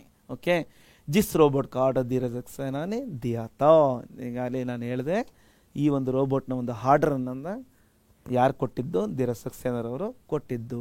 ಅವ್ರು 16th ಒನ್ ಉಸಿ ಕ ನಾಮ್ ರೋಬೋನಿಲ್, ಅದರ ಹೆಸರು ಏನಾಗಿತ್ತು? ರೋಬೋನಿಲ್ ಆಗಿತ್ತು ಅಂತ ಈಗಾಗಲೇ ನಿಮಗೆ ಹೇಳಿದ್ದೀನಿ. 17th ಒನ್ ಪಾಯಿಂಟ್ ಹೈ देखो, सुबह नाश्ता कराने क्या क्या काम में यह लग गया. देखिए ಏನೆಲ್ಲ ಕೆಲಸದಲ್ಲಿ ಇದು ತೊಡಕೊಂತು ಅಲ್ವಾ? किन किन कामों में वो जुटने लगा. देखिए, सुबह नाश्ता कराने में ಬೆಳಗಿನ ಒಂದು ತಿಂಡಿಯನ್ನು ಮಾಡಿಸ್ತಕ್ಕಂಥದ್ದು, ಅಂದರೆ ತಿಂಡಿ ಮಾಡಿಸೋದ್ರೆ ಅವ್ರಿಗೆ ತಿನ್ನಿಸೋದಂತಲ್ಲ, ತಿಂಡಿಯನ್ನು ತಂದು ಅವರ ಒಂದು ಟೇಬಲ್ಗಳಿಗೆ ಇಡ್ತಕ್ಕಂಥದ್ದು, ಬಡಿಸ್ತಕ್ಕಂಥ ಒಂದು ಕೆಲಸವನ್ನು. ಮೆಹಮಾನೋಂಕೆ ಸ್ವಾಗತ ಮೇ ದ್ವಾರ ಕೋಲ್ನೆ, ಯಾರಾದರೂ ಅತಿಥಿಗಳು ಮನೆಗೆ ಬಂದರೆ ಅವರನ್ನು ಸ್ವಾಗತ ಮಾಡ್ತಾ ಡೋರನ್ನು ಓಪನ್ ಮಾಡ್ತಕ್ಕಂಥದ್ದು ಇರ್ಬೋದು. ಗರ್ಕೆ ಚೋಟೆ ಬಚ್ಚೋಂಕು ಕಹಾನಿಯ ಸುನಾನೆ ಮೇ, ಮನೆಯ ಚಿಕ್ಕ ಮಕ್ಕಳಿಗೆ ಕಥೆಯನ್ನು ಹೇಳ್ತಕ್ಕಂಥ ಕೆಲಸದಲ್ಲಿ, ಜೊತೆಗೆ ಬಚ್ಚೋಂಕು ಹೋಮ್ವರ್ಕ್ ಮೇ ಮದದ್ ಕರ್ನೆ ತಥಾ, ಮತ್ತು ಅವರಿಗೆ ಕತೆ ಹೇಳೋದ್ರ ಜೊತೆಯಲ್ಲಿ ಅವರ ಹೋಮ್ವರ್ಕನ್ನು ಮಾಡಿಸ್ತಕ್ಕಂಥ ಒಂದು ಕೆಲಸ. ಜೊತೆಗೆ ಧೀರಜ್ सक्सेनाಕ್ಕೆ ವರ್ಡ್ ಪ್ರೊಸೆಸರ್ ಪರ್ ಕಾಮ್ ಕರ್ನೆಕ್ಕೆ ಸಾಥ್ ಅಥವಾ ಕಾಮ್ ಕರ್ನೆಕ್ಕೆ ಹಲಾವಾ these are all work except another one task. ಕೌನ್ ಸಾ ಹೈ ವೋ, ಮತ್ತೊಂದು ಕೆಲಸ ಅದು ಮಾಡ್ತೈತೆ. ಯಾವುದಪ್ಪ ಅಂದರೆ ಇಸ್ಕೆ ಹಲಾವಾ, ಇನ್ ಸಭಿ ಕಾಮೋಂಕೆ ಹಲಾವಾ, ಇನ್ ಕಾರ್ಯೋಂಕೆ ಹಲಾವಾ ಶಾಮ್ ಕೋ ಹೋ, ಸಂಜೆ ವೇಳೆ ಅದು ಏನು ಮಾಡ್ತಿತ್ತಪ್ಪ ಅಂದರೆ ಆ ಒಂದು ಕೆಲಸ ನಿಮಗೆಲ್ಲ ಗೊತ್ತಿದೆ. ಅದಕ್ಕೂ ಮುಂಚಿತವಾಗಿ ನೋಡಿ ಈ ಇಮೇಜ್ ನಮಗೆ ಏನು ಅರ್ಥೈಸ್ತದೆ? ಮನೆಯ ಪರಿವಾರದಲ್ಲಿರ್ತಕ್ಕಂಥವರಿಗೆ, सक्सेना ಕುಟುಂಬದವರಿಗೆ ಏನು ಬೆಳಗಿನ ಟಿಫನನ್ನು ಇರ್ಬೋದು, ಮಧ್ಯಾಹ್ನದ ಊಟವನ್ನು ಇರ್ಬೋದು, ಸಂಜೆಯ ಊಟವನ್ನು ಇರ್ಬೋದು, ಟೇಬಲ್ಗೆ ಊಟವನ್ನು ಸರ್ವ್ ಮಾಡ್ತಕ್ಕಂಥ ಕೆಲಸವನ್ನು, ಜೊತೆಗೆ ಮನೆಗೆ ಬರ್ತಕ್ಕಂಥ ಅತಿಥಿಗಳನ್ನು ಸ್ವಾಗತವನ್ನು, ವೆಲ್ಕಮನ್ನು ಮಾಡ್ತಕ್ಕಂಥ ಕೆಲಸವನ್ನು ಈ ಇಮೇಜ್ಗಳು ನಿಮಗೆ ನಿಮ್ಮ ನೋಡಿದಾಗ ನಿಮ್ಮ ಮನಸ್ಸಿನಲ್ಲಿ ಇಷ್ಟೆಲ್ಲ ಕೆಲಸಗಳಂತ ಇಮೇಜ್ ಆದರೂ ನಿಮಗೆ ಆನ್ಸರನ್ನು ಜ್ಞಾಪಕ ಮಾಡಿಸೋದಕ್ಕೆ ಅನುಕೂಲ ಆಗಲಿ ಅಂತೇಳಿ ನಾವು ನಿಮಗಿಲ್ಲಿ ಬಳಸ್ತಾ ಇದ್ದೀವಿ. ಓಕೆ, ಜೊತೆಗೆ ನೋಡಿ ಹೋಮ್ವರ್ಕನ್ನು ಮಾಡಿಸ್ತಕ್ಕಂಥ ಕೆಲಸ, ಆ ಚಿತ್ರವನ್ನು ಗಮನಿಸ್ತಾ ಇದ್ದೀರ. ಜೊತೆಗೆ ಧೀರಜ್ सक्सेना ಅವರ ಒಂದು ಕಂಪ್ಯೂಟರ್ನಲ್ಲಿ ವರ್ಡ್ ಪ್ರೊಸೆಸರ್ ಪ್ರೋಗ್ರಾಮಿಂಗ್ ವರ್ಕನ್ನು ಕೂಡ ಮಾಡಿಕೊಡೋದಕ್ಕೆ ನೋಡಿ ಎಷ್ಟು ಕೆಲಸ ಕಾರ್ಯಗಳಲ್ಲಿ ಇದು ಎಷ್ಟು ಬುದ್ಧಿಮತ್ತೆ ಇತ್ತು, ಎಷ್ಟು ನಾಲೆಡ್ಜ್ ಇತ್ತು ಅಂತ ನಾವು ತಿಳ್ಕೊಬೋದು. 18वां ಪಾಯಿಂಟ್ ಹೈ, ಇನ್ ಸಭಿ ಕಾಮೋಂ ಕೆ ಸಾಥ್ these are all work with together. 18वां पॉइंट में इनके अलावा शाम को इन द इवनिंग टाइम ಪರಿವಾರ ಕೆ ಪಾಲತು ಕುತ್ತೆ, ಈ ಕುಟುಂಬದಲ್ಲಿರ್ತಕ್ಕಂಥ ಸಾಕು ನಾಯಿ ಆಗಿರ್ತಕ್ಕಂಥ ಉಸ್ ಕುತ್ತೆ ಕ ನಾಮ ಕ್ಯಾ ತಾ? ಶೇರು ನಾಮಕ್. पालतू कुत्ते को घुमाने का काम भी पूरी मुस्तैदी के साथ करने लगा था. संपूर्ण काळजिಯಿಂದ, संपूर्ण मुतुवर्जिಯಿಂದ. मुस्तौदी मीन्स मुस्तैदी का अर्थ क्या होता है? काळजी ಅಥವಾ ಬಹಳ ಒಂದು ಮುತುವರ್ಜಿಯಿಂದ ಈ ಒಂದು ನಾಯಿಯನ್ನು, ಇವರ ಮನೆಯ ಶೇರು ಅಂತಕ್ಕಂಥ ನಾಯಿಯನ್ನು ಸಂಜೆಯ ವೇಳೆ ವಾಕ್ ಮಾಡಿಸ್ತಕ್ಕಂಥ ಒಂದು ಕೆಲಸವನ್ನು ಕಡೆದು ಬಹಳ ಎಲ್ಲ ಕೆಲಸಗಳನ್ನು ಇದು ಮುತುವರ್ಜಿಯಿಂದ ಅಂದರೆ ಭಾಳ ಇಂಟ್ರೆಸ್ಟಾಗಿ ಮಾಡ್ತಕ್ಕಂಥ, ಸುಮ್ಮನೆ ಕಾಟಾಚಾರಕ್ಕೆ ಮಾಡ್ತಕ್ಕಂಥ ಕೆಲಸ ಮಾಡ್ತಿರ್ಲಿಲ್ಲ ಅಂತೇಳಿ ನಮಗೆ ಈ ವಾಕ್ಯಾಂಶ ನಮಗೆ ಅರ್ಥೈಸುತ್ತೆ ಮಕ್ಕಳು. ನೋಡಿ ಆ ಚಿತ್ರವನ್ನು ಕೂಡ ನಾವು ನೋಡ್ತಾ ಇದ್ದೀವಿ. सक्सेना परिवार के कुत्ते का नाम क्या था? शेरू. ओके, इसका नाम है ಶೇರು ಅಂತ ನಿಮ್ಮ ಮನಸ್ಸಿನಲ್ಲಿ ಜ್ಞಾಪಕ ಇರಬೇಕು. ಓಕೆ, ಈ ಶೇರುವನ್ನು ಸಂಜೆಯ ವೇಳೆಯಲ್ಲಿ ಅದು ವಾಕ್ ಮಾಡಿಸ್ತಕ್ಕಂಥ ಒಂದು ಕೆಲಸವನ್ನು ಯಾಕಪ್ಪ ಅಂದರೆ ನಾಯಿಗಳು ಹೊರಗಡೆ ಹೋದಾಗ ಅವುಗಳ ಒಂದು ಕೆಲವೊಂದು ಕರ್ಮಗಳ ಇರ್ತಾವಲ್ವ, ಅವನ್ನ ಪೂರೈಸ್ಕೊಳಕ್ಕೆ ನಿಮಗೆಲ್ಲ ಗೊತ್ತಿದೆ. 19th ಒಂದು ಪಾಯಿಂಟ್ ಕ್ಯಾ ಹೈ? ಐಸೆ ಮೇ ಏಕ್ ದಿನ ಉಸಿ ಕಿ ನಹಿ ಉಸ್ಕಿ ಮುಲಾಕಾತ್ ರೋಬೋ ದೀಪ್ ಸೆ ಹೋ ಗಯಿ. ಈ ರೀತಿ ಸಂಜೆ ವೇಳೆ ಹೋಗ್ಬೇಕಾದ್ರೆ ಅಲ್ಲಿ ಹೊರಗಡೆ ಮತ್ತೆ ಯಾರೋ ಇದ ಜೊತೆಯಲ್ಲಿ ಭೇಟಿ ಆಗ್ತಾರೆ ಅಂತ ನೀವೆಲ್ಲ ಪಾಠ ಕೇಳಿದ್ದೀರಾ. ಐಸೆ ಮೇ ಈ ರೀತಿಯಲ್ಲಿ ಒಂದು ದಿವಸ ಉಸ್ಕಿ ಮುಲಾಕಾತ್ ಮೀನ್ಸ್ ರೋಬೋನಿಲ್ ಕಿ ಮುಲಾಕಾತ್, ಯಾವುದರ ಒಂದು ಭೇಟಿ. ಮುಲಾಕಾತ್ ಮೀನ್ಸ್ ಭೇಟಿ, ಮೀಟ್. ಕಿಸ್ಸೆ ಹುಯಿ रोबोदीप से हो गई, रोबोदीप से हुई। यार जितेलायतो रोबोदीप नामक और एक रोबोट्स के साथ, और एक रोबोट से इसकी मुलाकात हुई। ಮತ್ತೊಂದು ರೋಬೋಟು ಹೊರಗಡೆ ಹೋದಾಗ ಶೇರು ನಾಯಿಯನ್ನು ತಿರುಗಾಡಿಸುವ ಸಲುವಾಗಿ ಹೋದ ಸಂದರ್ಭದಲ್ಲಿ ಅಲ್ಲಿ ಮತ್ತೊಂದು ರೋಬೋದೀಪ್ ಹೆಸರಿನ ರೋಬೋಟ್ ಜೊತೆಯಲ್ಲಿ ಇದರ ಒಂದು ಮೀಟ್ ಅಂದರೆ ಭೇಟಿಯಾಗುತ್ತೆ। 20वां अंश से समझ लो क्या है 20वां में, रोबोदीप उसी मोहल्ले में रहने वाला शर्मा परिवार के कुत्ते जबरू को घुमाने आया करता था। ನೋಡಿ ಈ ರೋಬೋದೀಪ್ ಏನಕ್ಕೆ ಬಂದಿತ್ತು ಅಲ್ಲಿ ಅಂದರೆ, ಇವರಿರ್ತಕ್ಕಂಥ ಒಂದು ಬಡಾವಣೆ ಇದೆ ಅಲ್ವಾ, ಮೊಹಲ್ಲಾ ಮೀನ್ಸ್ ಬಡಾವಣೆ, ಇವರಿರ್ತಕ್ಕಂಥ ಒಂದು ಎಕ್ಸ್ಟೆನ್ಷನ್ನಲ್ಲೇ ಸಕ್ಸೇನಾ ಪರಿವಾರ ಏನಿತ್ತು ಅದೇ ಒಂದು ಬಡಾವಣೆಯಲ್ಲಿ, ಧೀರ ಸಕ್ಸೇನಾರವರ ಬಡಾವಣೆಯಲ್ಲೇ ಶರ್ಮಾ ಪರಿವಾರ ಕೂಡ ಇತ್ತು। ಶರ್ಮಾ ಪರಿವಾರ, ಶರ್ಮಾ ಅಂತಕ್ಕಂಥ ಒಂದು ಫ್ಯಾಮಿಲಿ ಕೂಡ ಇತ್ತು। ಆ ಫ್ಯಾಮಿಲಿಯಲ್ಲಿ ಈ ರೋಬೋನಿಲ್ ಥರ ಕೆಲಸ ಮಾಡ್ತಕ್ಕಂಥ ಮತ್ತೊಂದು ರೋಬೋಟ್ ಇತ್ತು। ಆ ರೋಬೋಟ್ ಯಾವುದಪ್ಪ ಅಂದರೆ ರೋಬೋದೀಪ್। ಅದು ಕೂಡ ಈ ರೋಬೋನಿಲ್ ಥರ ಯಾವ ರೀತಿ ಶೇರುನ ವಾಕ್ಯ ಕರ್ಕೊಂಬರ್ತಿತ್ತು, ಅವ್ರ ಮನೇಲಿ ಒಂದು ನಾಯಿ ಇತ್ತು, ಆ ನಾಯಿ ಹೆಸರು ಏನಪ್ಪ ಅಂದರೆ ಜಬರು ಅಂತೇಳಿ। यह जबरू नामक कुत्ता किस परिवार में था, यह शर्मा परिवार में रहने वाला कुत्ता है। ओके, इस बात को हमेशा याद रख लीजिए, याद रखो, भूलना मत, ಮರಿಬಾರ್ದು ನೀವು। ಗೊತ್ತಾಯ್ತಾ, ಸಕ್ಸೇನಾ ಪರಿವಾರದಲ್ಲಿ ಶೇರು ಮತ್ತು ರೋಬೋನಿಲ್ ರೋಬೋಟು, ಇನ್ನು ಶರ್ಮಾ ಪರಿವಾರದಲ್ಲಿ ಯಾವುದು ರೋಬೋದೀಪು ಮತ್ತು ಜಬರು ಅಂತಕ್ಕಂಥ ನಾಯಿ। ಇಲ್ಲಿ ನೀವು ಯಾವುದೇ ರೀತಿಯಲ್ಲಿ ಅದಲು ಬದಲು ಮಾಡ್ಕೊಂಡ ಕನ್ಫ್ಯೂಸ್ ಮಾಡ್ಕೊಂಡಂಗೆ ನೋಟ್ ಮಾಡ್ಕೊಂಡ್ರಿ। नेक्स्ट 21 पॉइंट क्या है, दोनों रोबोटों के बीच दोस्ती हुई तो, ಈ ಎರಡು ರೋಬೋಟ್ಗಳು ಇಬ್ಬರು ಮಿತ್ರ ಆಗ್ಬಿಟ್ರು। ದಿನ ಮಾತಾಡ್ತಾ ಹೀಗೆ ನಾನು ಆ ಥರ ಕೆಲಸ ಮಾಡ್ತೀನಿ, ಇವ್ರ ಮನೇಲಿದ್ದೀನಿ ಅಂತೇಳಿ ಮಾತುಕತೆಯಿಂದ ಅದು ಗೆಳೆತನಕ್ಕೆ ಕನ್ವರ್ಟ್ ಆಯಿತು। ಇಬ್ಬರ ನಡುವೆ ಒಂದು ಗೆಳೆತನ ಉಂಟಾದ್ರ ಜೊತೆಯಲ್ಲಿ ಅವರಿಬ್ಬರ ಜೊತೆಲಿ ಬಂದಿರತಕ್ಕಂಥ ಎರಡು ನಾಯಿಗಳು ಕೂಡ ಅವು ಕೂಡ ಸಹಜವಾಗಿ ಅಲ್ವಾ ಏನಾದವು, ಅವು ಕೂಡ ಪರಸ್ಪರ ಅವರಲ್ಲೂ ಕೂಡ ಗೆಳೆತನ ಶೇರು ಅವರು ಜಬರು ಬಿ ಆಪಸ್ ಮೇ ಇಲ್ ಮಿಲ್ ಗಯೇ, ಇವೆರಡು ಕೂಡ ಪರಸ್ಪರ ಜೊತೆ ಆದವು ಅಥವಾ ಅವು ಕೂಡ ಹಾಗೆ ಮಿಂಗಲ್ ಆದವು ಅಂತೇಳಿ ನಾವು ಅರ್ಥ ಮಾಡ್ಕೋಬೋದು। ಓಕೆ, 22वां अंश क्या है, 22वां अंश में रोबोनिल की तरह रोबोदीप भी एक बुद्धिमान रोबोट था। ಏನಿಲ್ಲಿ ಧೀರ ಸಕ್ಸೇನಾರವರ ಕುಟುಂಬದಲ್ಲಿರ್ತಕ್ಕಂಥ ರೋಬೋನಿಲ್ ಥರ ರೋಬೋದೀಪ್ ಕೂಡ ಒಂದು ಬುದ್ಧಿವಂತ ರೋಬೋಟ್ ಆಯಿತು। ಇವೆರಡೂ ಅಂದರೆ ರೋಬೋನಿಲ್ಗೆ ಈಕ್ವಲ್ ಆಗಿ ರೋಬೋದೀಪ್ ಕೂಡ ಒಂದು ಒಳ್ಳೆ ಇಂಟೆಲಿಜೆಂಟ್ ರೋಬೋಟೇ ಆಗಿತ್ತು। ಹಾಗಾಗಿ ಇಬ್ಬರ ಪರಿವಾರದಲ್ಲಿರ್ತಕ್ಕಂಥ ಎರಡೂ ರೋಬೋಟ್ಗಳು ಒಳ್ಳೆ ಬುದ್ಧಿವಂತ ರೋಬೋಟ್ಗಳು। ಅಂದರೆ ಇವರಿಬ್ಬರು ಫ್ಯಾಮಿಲಿಗೆ, ಶರ್ಮಾ ಕುಟುಂಬಕ್ಕೂ ಸಕ್ಸೇನಾ ಕುಟುಂಬಕ್ಕೂ ಕೂಡ ಈ ರೀತಿಯ ಒಂದು ರೋಬೋಟ್ಗಳ ಅಗತ್ಯ ಇತ್ತು, ಹಾಗಾಗಿ ಇವುಗಳನ್ನು ಇಟ್ಕೊಂಡಿದ್ದಾರೆ ನೋಡಿ। बाद में 23वां अंश है, बातों बातों में एक दिन रोबोदीप ने रोबोनिल को बताया। ಇವೆರಡು ಹೀಗೆ ಏನೇನೋ ವಿಚಾರಗಳನ್ನು ಮಾತಾಡ್ತಾ ಬಹಳ ಸುದೀರ್ಘವಾದ ಒಂದು ಅಲ್ಲಿ ಪಾಠದಲ್ಲಿ ನೀವು ಅನೇಕ ವಾಕ್ಯಗಳನ್ನು ನೀವು ಓದ್ತೀರಾ, ಓದಿ ಮನೇಲಿ ಪಾಠ ಓದಬೇಕು। ಪಾಠ ಓದಿದ್ರೆ ಭಾಳ ಎಕ್ಸ್ಟ್ರಾ ಕ್ವಶನ್ಸು ನಿಮಗೆ ಅಭ್ಯಾಸದ ಪ್ರಶ್ನೆಗಳ ಹೊರತಾಗಿ ಬರೆಯೋದಕ್ಕೆ ಸಾಧ್ಯ ಆಗುತ್ತೆ। ಬರೀ ನೋಟ್ಸನ್ನು ಓದಿದರೆ ನಿಮಗೆ ಕೆಲವೊಂದು ಪ್ರಶ್ನೆಗಳಿಗೆ ನೀವು ಉತ್ತರವನ್ನು ಬರೆಯೋದಕ್ಕೆ ಕಷ್ಟ ಆಗುತ್ತೆ। ಹಾಗಾಗಿ ಆ ಒಂದು ಕಷ್ಟಕ್ಕೆ ನಾವು ಇಲ್ಲಿ ಸೊಲ್ಯೂಷನನ್ನು ಖಂಡಿತ ನಾವೆಲ್ಲ ರೆಡಿ ಮಾಡಿ ನಿಮಗೆ ಪ್ರತಿ ಚಾಪ್ಟ್ರಲ್ಲಿ ನಾವು ಕೊಟ್ಟಿದ್ದೀವಿ, ನಿಮಗೆಲ್ಲ ಗೊತ್ತೇ ಇದೆ।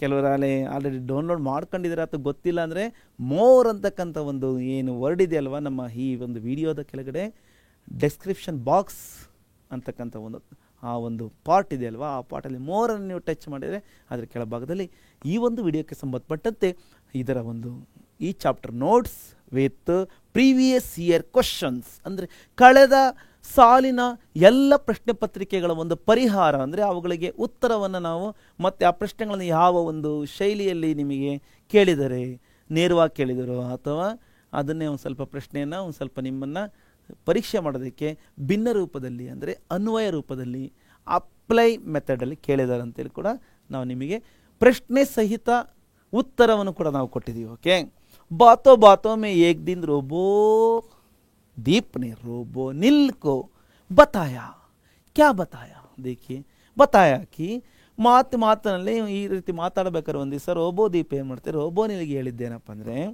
जानते हो रोबोनिल, ಗೊತ್ತಿದೆಯೋ ರೋಬೋನಿಲ್, तुम्हारे आने से पहले सक्सेना परिवार में कौन काम करता था? ನೀನು ಬರೋದಕ್ಕೂ ಮೊದಲು ಸಕ್ಸೇನಾ ಕುಟುಂಬದಲ್ಲಿ ಮೊದಲು ಯಾರು ಕೆಲಸ ಮಾಡ್ತಿದ್ರು ಅಂತ ನಿನಗೆ ಏನಾದ್ರು ಗೊತ್ತಿದೆಯಾ ಅಂತೇಳಿ ಕ್ವಶನ್ ಮಾಡಿದಾಗ ಆಗ ರೋಬೋದೀಪ್ನ ಈ ಪ್ರಶ್ನೆಗೆ ಗೊತ್ತಿಲ್ಲ ಅಂತೇಳಿ ರೋಬೋನಿಲ್ ಹೇಳುತ್ತೆ. ಆಮೇಲೆ ಈ ಒಂದು ವಿಷಯ ನನಗೆ ಗೊತ್ತಾಯಿತು ಅಂತೇಳಿ 24th ಪಾಯಿಂಟ್ ನಮಗೆ ಅದು ಅರ್ಥೈಸುತ್ತೆ. ಯಾರಿಗೆ? ರೋಬೋನಿಲ್ಗೆ ರೋಬೋದೀಪ್ ಏನಂತ ಅರ್ಥೈಸುತ್ತೆ, तुम्हारे परिवार के मुखिया धीरज सक्सेना की ಶರ್ಮಾ ಸಾಹಬ್ ಸೆ ಮುಲಾಕಾತ್ ಹುಯಿ ಥಿ. ನಿಮ್ಮ ಕುಟುಂಬದ ಯಜಮಾನ, ಮುಖ್ಯ ಮೀನ್ಸ್ ಯಜಮಾನ, ಮುಖಂಡನಾಗಿರ್ತಕ್ಕಂಥ ಧೀರಜ್ ಸಕ್ಸೇನಾರವರು ನಮ್ಮ ಕುಟುಂಬದ ಯಜಮಾನರಾಗಿರ್ತಕ್ಕಂಥ ಶರ್ಮಾ ಸಾಹೇಬ್ರ ಜೊತೆಯಲ್ಲಿ ಭೇಟಿ ಆಗಿತ್ತು. ಅಂದರೆ ಅವರಿಬ್ಬರು ಕೂಡ ಸಂಧಿಸಿದ್ರು, ಭೇಟಿ ಆಗಿದ್ರು, ನಮ್ಮ ಮನೇಲಿ ಬಂದಿದ್ರು. ಭೇಟಿಯಾದಾಗ, ಮೀಟ್ ಮಾಡಿದಾಗ ಈ ವಿಷಯವನ್ನು ಯಾರು ಧೀರಜ್ ಸಕ್ಸೇನಾರವರು ನಮ್ಮ ಮನೇಲಿ ಹಿಂಗೆ ಸಾಧಾರಣ ಅಂತಕ್ಕಂಥವನು ಕೆಲಸಗಾರ ಇದ್ದ, ಅವನಿಗೆ ಈ ಥರ ಆಯಿತು, ಹಾಸ್ಪಿಟ್ಲಿಗೆ ಹೋಗಿದ್ದಾನೆ, ಈಗ ಭಾಳ ಮನೆ ಕೆಲಸ ಕಾರ್ಯಗಳಿಗೆಲ್ಲ ಭಾಳ ಕಷ್ಟ ಆಗಿದೆ, ಮನೆಯರೆಲ್ಲ ಒದ್ದಾಡ್ತಾ ಇದ್ದಾರೆ, ಏನು ಮಾಡೋದು ಅಂತೇಳಿ ನಾನು ಯೋಚನೆ ಮಾಡ್ತಾಯಿದ್ದೆ. ಹೆಂಗೆ ನಿಮ್ಮ ಮನೇಲಿ ಈ ಥರ ಒಂದು ವ್ಯವಸ್ಥೆ ಮಾಡ್ಕೊಂಡಿದ್ದೀರಾ, ಇಂಥ ಒಂದು ರೋಬೋಟಿಂದ ಅನೇಕ ಕೆಲಸ ಕಾರ್ಯಗಳನ್ನ ಬ್ಯಾಲೆನ್ಸ್ ಮಾಡ್ತಾ ಇದ್ರಲ್ಲ, ನಮಗೂ ಕೂಡ ಈ ಥರ ಒಂದು ಅವಶ್ಯಕತೆ ಇದೆ ಅಂತೇಳಿ, ಹೇಗೆ ಎಲ್ಲಿ ಅಂತೇಳಿ ಎಲ್ಲ ಇನ್ಫಾರ್ಮೇಷನ್ ತಿಳ್ಕೊಂಡು ನಿನ್ನನ್ನು ಅವರ ಮನೆಗೆ ಬರಮಾಡ್ಕೊಂಡಿದ್ದಾರೆ ಅಂತ ಹೇಳಿದ್ದು ಆ ವಿಷಯ ಅರ್ಥ ಮಾಡ್ಕೊಂಡಿದ್ದೀವಲ್ವ. ನೆಕ್ಸ್ಟ್ 25वां अंश है, 25th पॉइंट है, उन्होंने बताया कि वो अब सादाराम की छुट्टी करने वाले हैं. ಅಲ್ಲಿ ಮಾತಾಡ್ತಕ್ಕಂಥ ಅಲ್ಲಿ ಯಾರು ಧೀರಜ್ ಸಕ್ಸೇನಾರವರು ಶರ್ಮಾರವ್ರ ಜೊತೆಲಿ ಏನೆಲ್ಲ ವಿಷಯವನ್ನು ಅದು ಅವರು ಹೇಳಿದ್ರಪ್ಪ ಅಂದರೆ, ಸಾದಾರಾಮ್ಗೆ ಅವ್ರ ಮನೆ ಹಾಳು ಅಥವಾ ಕೆಲಸಗಾರನಿಗೆ ಅವನಿಗೆ ಬಿಡುವನ್ನು ಕೊಡ್ತಕ್ಕಂಥಂದರೆ ಪರ್ಮನೆಂಟಾಗಿ ಅವನ್ನ ಕೆಲಸದಿಂದ ಬಿಡುಗಡೆ ಮಾಡ್ತಕ್ಕಂಥ ಒಂದು ಕೆಲಸವನ್ನು ಮಾಡ್ತಾರೆ ಅಂತ ಹೇಳಿದರು. ಸಾದಾರಾಮ್ಗೆ ಚುಟ್ಟಿ ಕರ್ನೆವಾಲ, ಸಾದಾರಾಮ್ಗೆ ಬಿಡುಗಡೆಯನ್ನು ಮಾಡ್ತಾ ಇದ್ದಾರೆ. क्योंकि कारण क्या है, उसे छुट्टी देकर भेजने के लिए कारण क्या है? बूढ़े सादाराम को थोड़ा मुँह आवाज़ा देकर आवाज़ा नहीं, बूढ़े सादाराम को थोड़ा मुँह आवाज़ा देकर वे उसको गाँव भिजवा देंगे. ಈಗಾಗಲೇ ಆಲ್ರೆಡಿ ಸಾದಾರಾಮ ನೀವು ಚಿತ್ರದಲ್ಲಿ ನೋಡಿದಿರ, ಅಲ್ಲಿ ವಯಸ್ಸಾದ ವ್ಯಕ್ತಿ ಅಲ್ವಾ, ಓಲ್ಡ್ ಏಜ್ ಪರ್ಸನ್.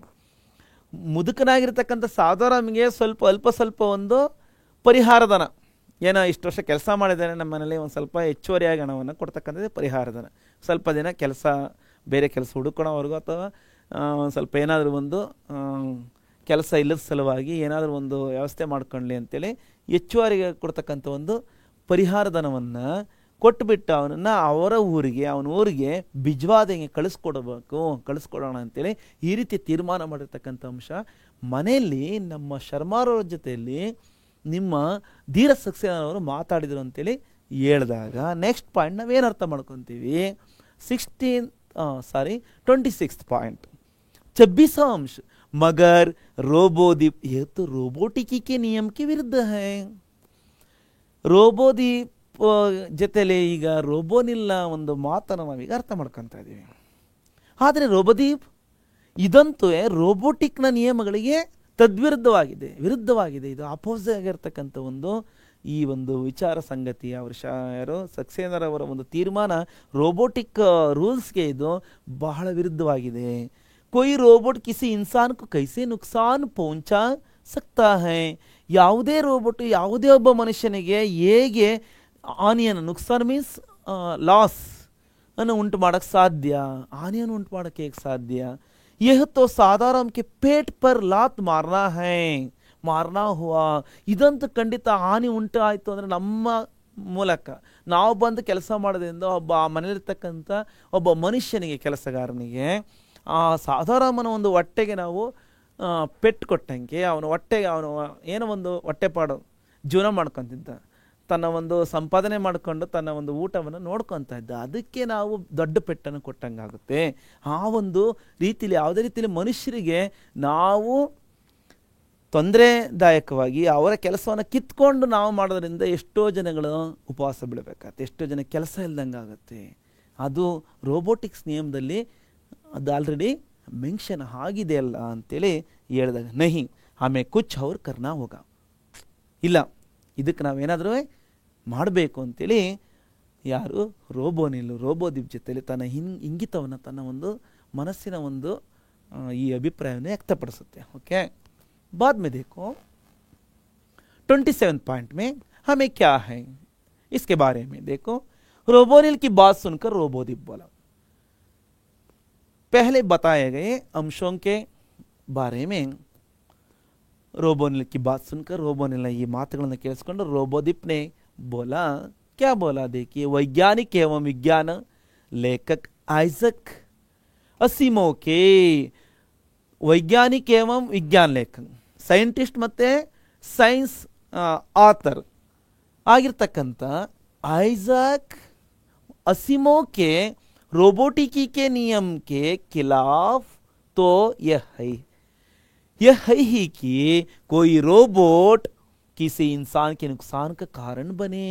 ಅಂದರೆ ಒಬ್ಬ ವಿಜ್ಞಾನಿ ಮತ್ತು ವಿಜ್ಞಾನದ ಲೇಖಕರಾಗಿರ್ತಕ್ಕಂಥ ಐಜಕ್ ಅಸಿಮೋವ್ ಅವರ ಒಂದು ರೋಬೋಟಿಕ್ ನಿಯಮಗಳೇನಿದಾವೆ, ರೂಲ್ಸ್ ಇದಾವೋ ಅದಕ್ಕೆ ವಿರುದ್ಧ ಅಂತೂ ಇದಾಗಿದೆ. ಯಾಕಪ್ಪ ಅಂದರೆ ಯಾವುದೇ ರೋಬೋಟು ಯಾವುದೇ ಮನುಷ್ಯನಿಗೆ ನುಕ್ಸಾನ್ ಅಂದರೆ ಲಾಸನ್ ಮಾಡೋದಕ್ಕೆ ಕಾರಣ ಆದರೆ, ಸೃಷ್ಟಿ ಆದರೆ, ಅದೇ ಒಂದು ಕಾರಣ ಆದರೆ साथ साथ मानवीय नजरिए से भी गलत है कि ಜೊತೆಗೆ ಇದು ಮಾನವೀಯ ಸಂವೇದನೆಗಳಿಗೆ ಅಥವಾ ಮಾನವೀಯ ದೃಷ್ಟಿಕೋನಗಳಿಗೆ, ನಜರಿಯೆ ಮೀನ್ಸ್ ದೃಷ್ಟಿಕೋನ, ಮನುಷ್ಯರ ಒಂದು ಮಾನವೀಯತೆಯ ಒಂದು ದೃಷ್ಟಿಕೋನಕ್ಕೆ ಕೂಡ ಇದು ಬಹಳ ತಪ್ಪಾಗಿದೆ.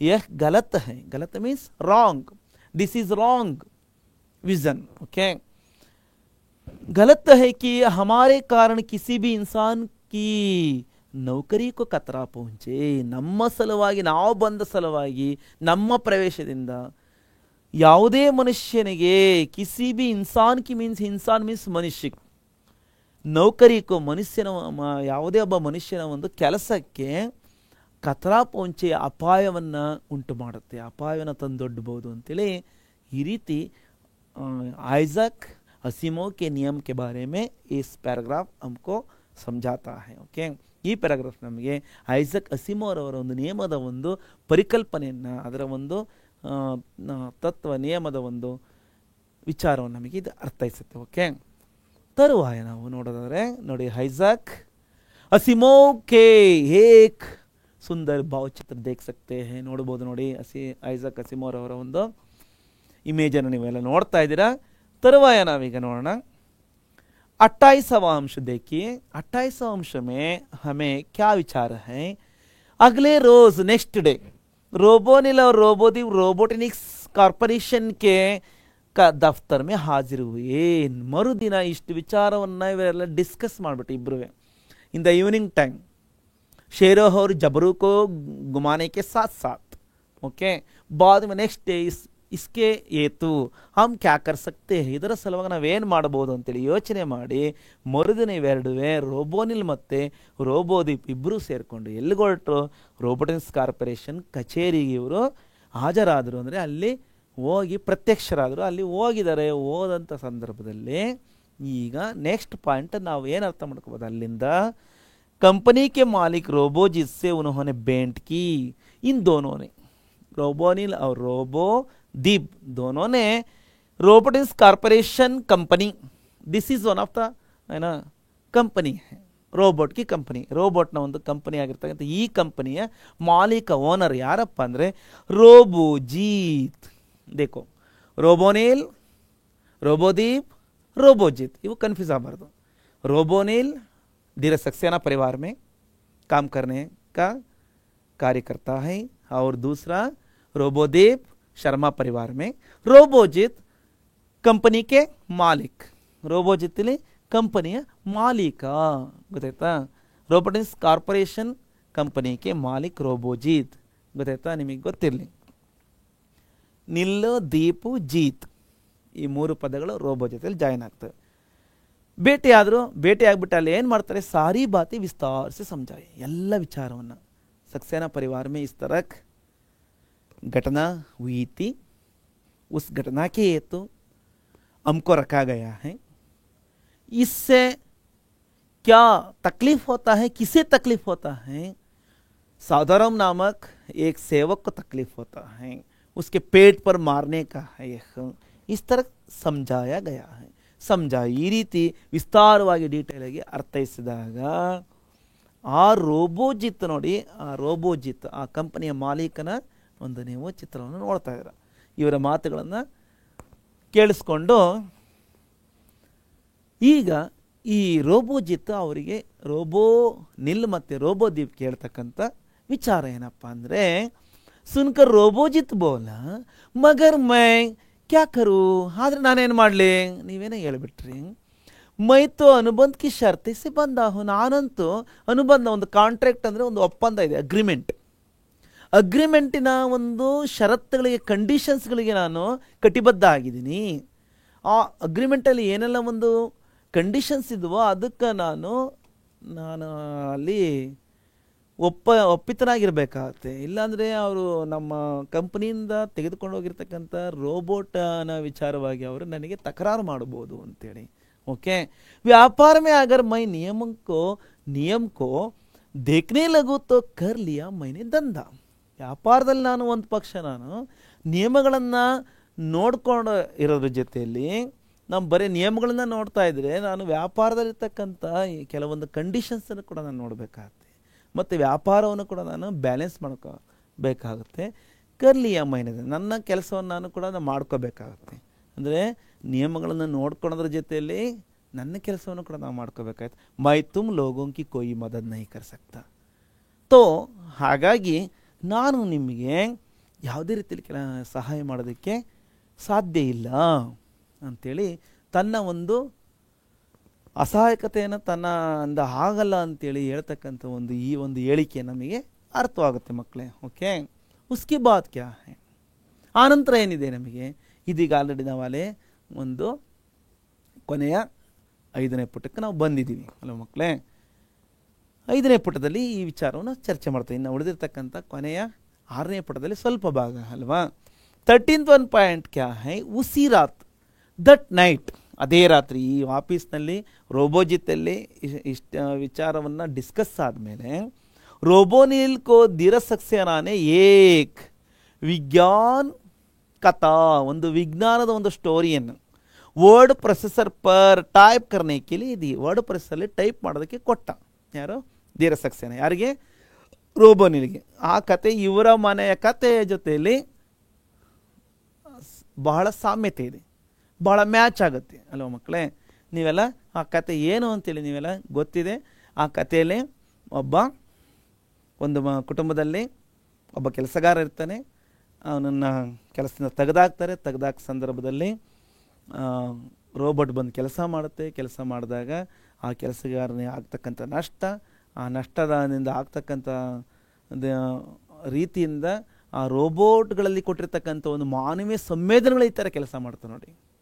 ಮಾನವೀಯ ಸೂಕ್ಷ್ಮತೆಗಳು ಅಲ್ವಾ, ಫೀಲಿಂಗ್ಸ್ಗಳು ಯಾವ ರೀತಿ ಈ ಯಂತ್ರದಲ್ಲೂ ಕೂಡ ಅಳವಡಿಕೆ ಮಾಡಿದಾಗ ಮನುಷ್ಯರ ಬಗ್ಗೆ ಯಾವ ರೀತಿಯ ಒಂದು ಕಾಳಜಿಯನ್ನು ವಹಿಸ್ತಕ್ಕಂಥ ಒಂದು ನಿಯಮ ಅಲ್ವಾ, ಒಂದು ಪರಿಕಲ್ಪನೆ ಇದೆಯಲ್ಲ, ಭಾಳ ಅತ್ಯುತ್ತಮವಾಗಿದೆ ಗೊತ್ತಾಯ್ತಾ. ಹಾಗಾಗಿ ಮತ್ತೆ ಅವು ಏನು ಮಾಡ್ತವೆ, ಇಲ್ಲಿ ಒಬ್ಬ ಮನುಷ್ಯನಿಗೆ ನಮ್ಮ ಸಲುವಾಗಿ ತೊಂದರೆ ಆಗಿದೆಯಾ, ಅವನ ಒಂದು ಗೊತ್ತಾಯ್ತಾ ಕೆಲಸಕ್ಕೆ ತೊಂದರೆ ಆಗೋದ್ರ ಜೊತೆಲಿ ಅವನ ಒಂದು ಜೀವನ ನಿರ್ವಹಣೆಗೆ ಕಷ್ಟ ಆಗ್ತಾಯಿದೆ. ಹಾಗಾಗಿ ಇದು ತಪ್ಪು ಅಂತೇಳಿ ತಿಳ್ಕೊಂಡು ಅವೇನು ಮಾಡ್ತವೆ, ತನ್ನ ಕಂಪನಿಗೆ ಅವು ವಿಚಾರ ಮುಟ್ಸೋರ ಜೊತೆಯಲ್ಲಿ ಸ್ಟ್ರೈಕ್ ಮಾಡ್ತಕ್ಕಂಥ ಒಂದು ಕೆಲಸವನ್ನು ಮಾಡ್ತವೆ ಅಂತ ಆ ಕಥೆಯಲ್ಲಿ ಇರುತ್ತೆ ನೋಡಿ. ಧೀರ ಸಕ್ಸೇನರವರೇ ಈ ರೀತಿಯ ಒಂದು ತನ್ನ ಮನೆಯಲ್ಲೇ ಇರ್ತಕ್ಕಂಥ ಕತೆಗೆ ಗೊತ್ತಾಯ್ತಾ ಹತ್ತಿರವಾಗಿರ್ತಕ್ಕಂಥ ಕಥೆಯನ್ನು ಕೊಟ್ಟು ಅವರಲ್ಲೂ ಕೂಡ ಈ ಒಂದು ವಿಚಾರದ ಬಗ್ಗೆ ಅವರಲ್ಲೂ ಕೂಡ ಎಲ್ಲೋ ಒಂದು ಮನಸ್ಸಿನಲ್ಲಿ ಒಂದು ಮೂಲೆಯಲ್ಲಿ ಮನುಷ್ಯರ ಬಗ್ಗೆ ಕಾಳಜಿಯನ್ನು ನಾವು ಸಾಧಾರಣನಲ್ಲೂ ಕೂಡ ಇದೆ ಅಂತ ನಾವು ಈ ಸ್ಟೋರಿಯಿಂದ ನಾವು ತಿಳ್ಕೋಬಹುದು. ಓಕೆ, कहानी टाइप करके रोबोनिल की दात्विक और तारों से भरे परिपंत वाली कोपड़ी में यकायक मानो नीली रोशनी हो गई. ಆ ಕಥೆಯನ್ನು ಟೈಪ್ ಮಾಡ್ತಾ ಮಾಡ್ತಾ ರೋಬೋನಿಲ್ನ ಒಂದು ಧಾತ್ವಿಕ್ ಮೀನ್ಸ್ ಧಾತು ಸೆ ಬನಾಯಿ ಹುಯಿ ಅವ್ರ ತಾರೋ ಬರೇ ತಂತಿ ಮತ್ತು ಯಂತ್ರಗಳ ಏನೋ ತಂತಿ ನೀವೆಲ್ಲ ಗೊತ್ತಿದೆ ಅಲ್ವಾ, ಕರೆಂಟಲ್ಲಿ ಏನೆಲ್ಲ ಒಂದು ತಂತಿಗಳನ್ನು, ತಾಮ್ರ ತಂತಿಗಳನ್ನು ಹಾಕಿರ್ತಾರಲ್ವ, ಮತ್ತು ಕೆಲವೊಂದು ವಸ್ತುಗಳು ಅಲ್ವಾ, ಕಾಪರ್ ಮತ್ತೊಂದು, ಆ ಎಲ್ಲ ವಸ್ತುಗಳಿಂದ ಸಂಯೋಜನೆ ಆಗಿ ಮಾಡಿರ್ತಕ್ಕಂಥ ತುಂಬಿರ್ತಕ್ಕಂಥ ಪರಿಪಂತವಾಲಿ ಕೋಪಡಿಮೆ, ಮುಚ್ಚಿರ್ತಕ್ಕಂಥ ಪರಿಪಂತವಾಲಿ ಮೀನ್ಸ್ ಕ್ಲೋಸ್ಡ್, ಎಲ್ಲ ತಂತಿಗಳು ಮತ್ತು ಅವೆಲ್ಲಿರ್ತಕ್ಕಂಥ ಧಾತುಗಳಿಂದ ಕ್ಲೋಸ್ ಮಾಡಿರ್ತಕ್ಕಂಥ ಕೋಪಡಿಮೆ ಬುರುಡೆ, ತಲೆ ಬುರುಡೆ ಗೊತ್ತಾ. ಆ ಬುರುಡೆಯಲ್ಲಿ, ಯಾವ ಬುರುಡೆಯಲ್ಲಿ? ಈ ರೋಬೋನಿಲ್ನ ಈ ಒಂದು ಬುರುಡೆನಲ್ಲಿ ಗೊತ್ತಾಯ್ತಾ. ಈ ಬುರುಡೆನಲ್ಲಿ ಯಕಾಯಕ್ ಮೀನ್ಸ್ ಅಟ್ ಸಡನ್ಲಿ, ಕ್ವಿಕ್ಲಿ, ತಕ್ಷಣ ಏನೋ ಎಂಬಂತೆ ಒಂದು ನೀಲಿಯ ಒಂದು ಬೆಳಕು ಮೂಡಿತು. ಒಂದು ಬ್ಲೂ ಲೈಟ್ ಸ್ಪಾರ್ಕಿಂಗ್ ಅಂದರೆ ಫ್ಲ್ಯಾಶ್ ಆಯಿತು. ಏನು?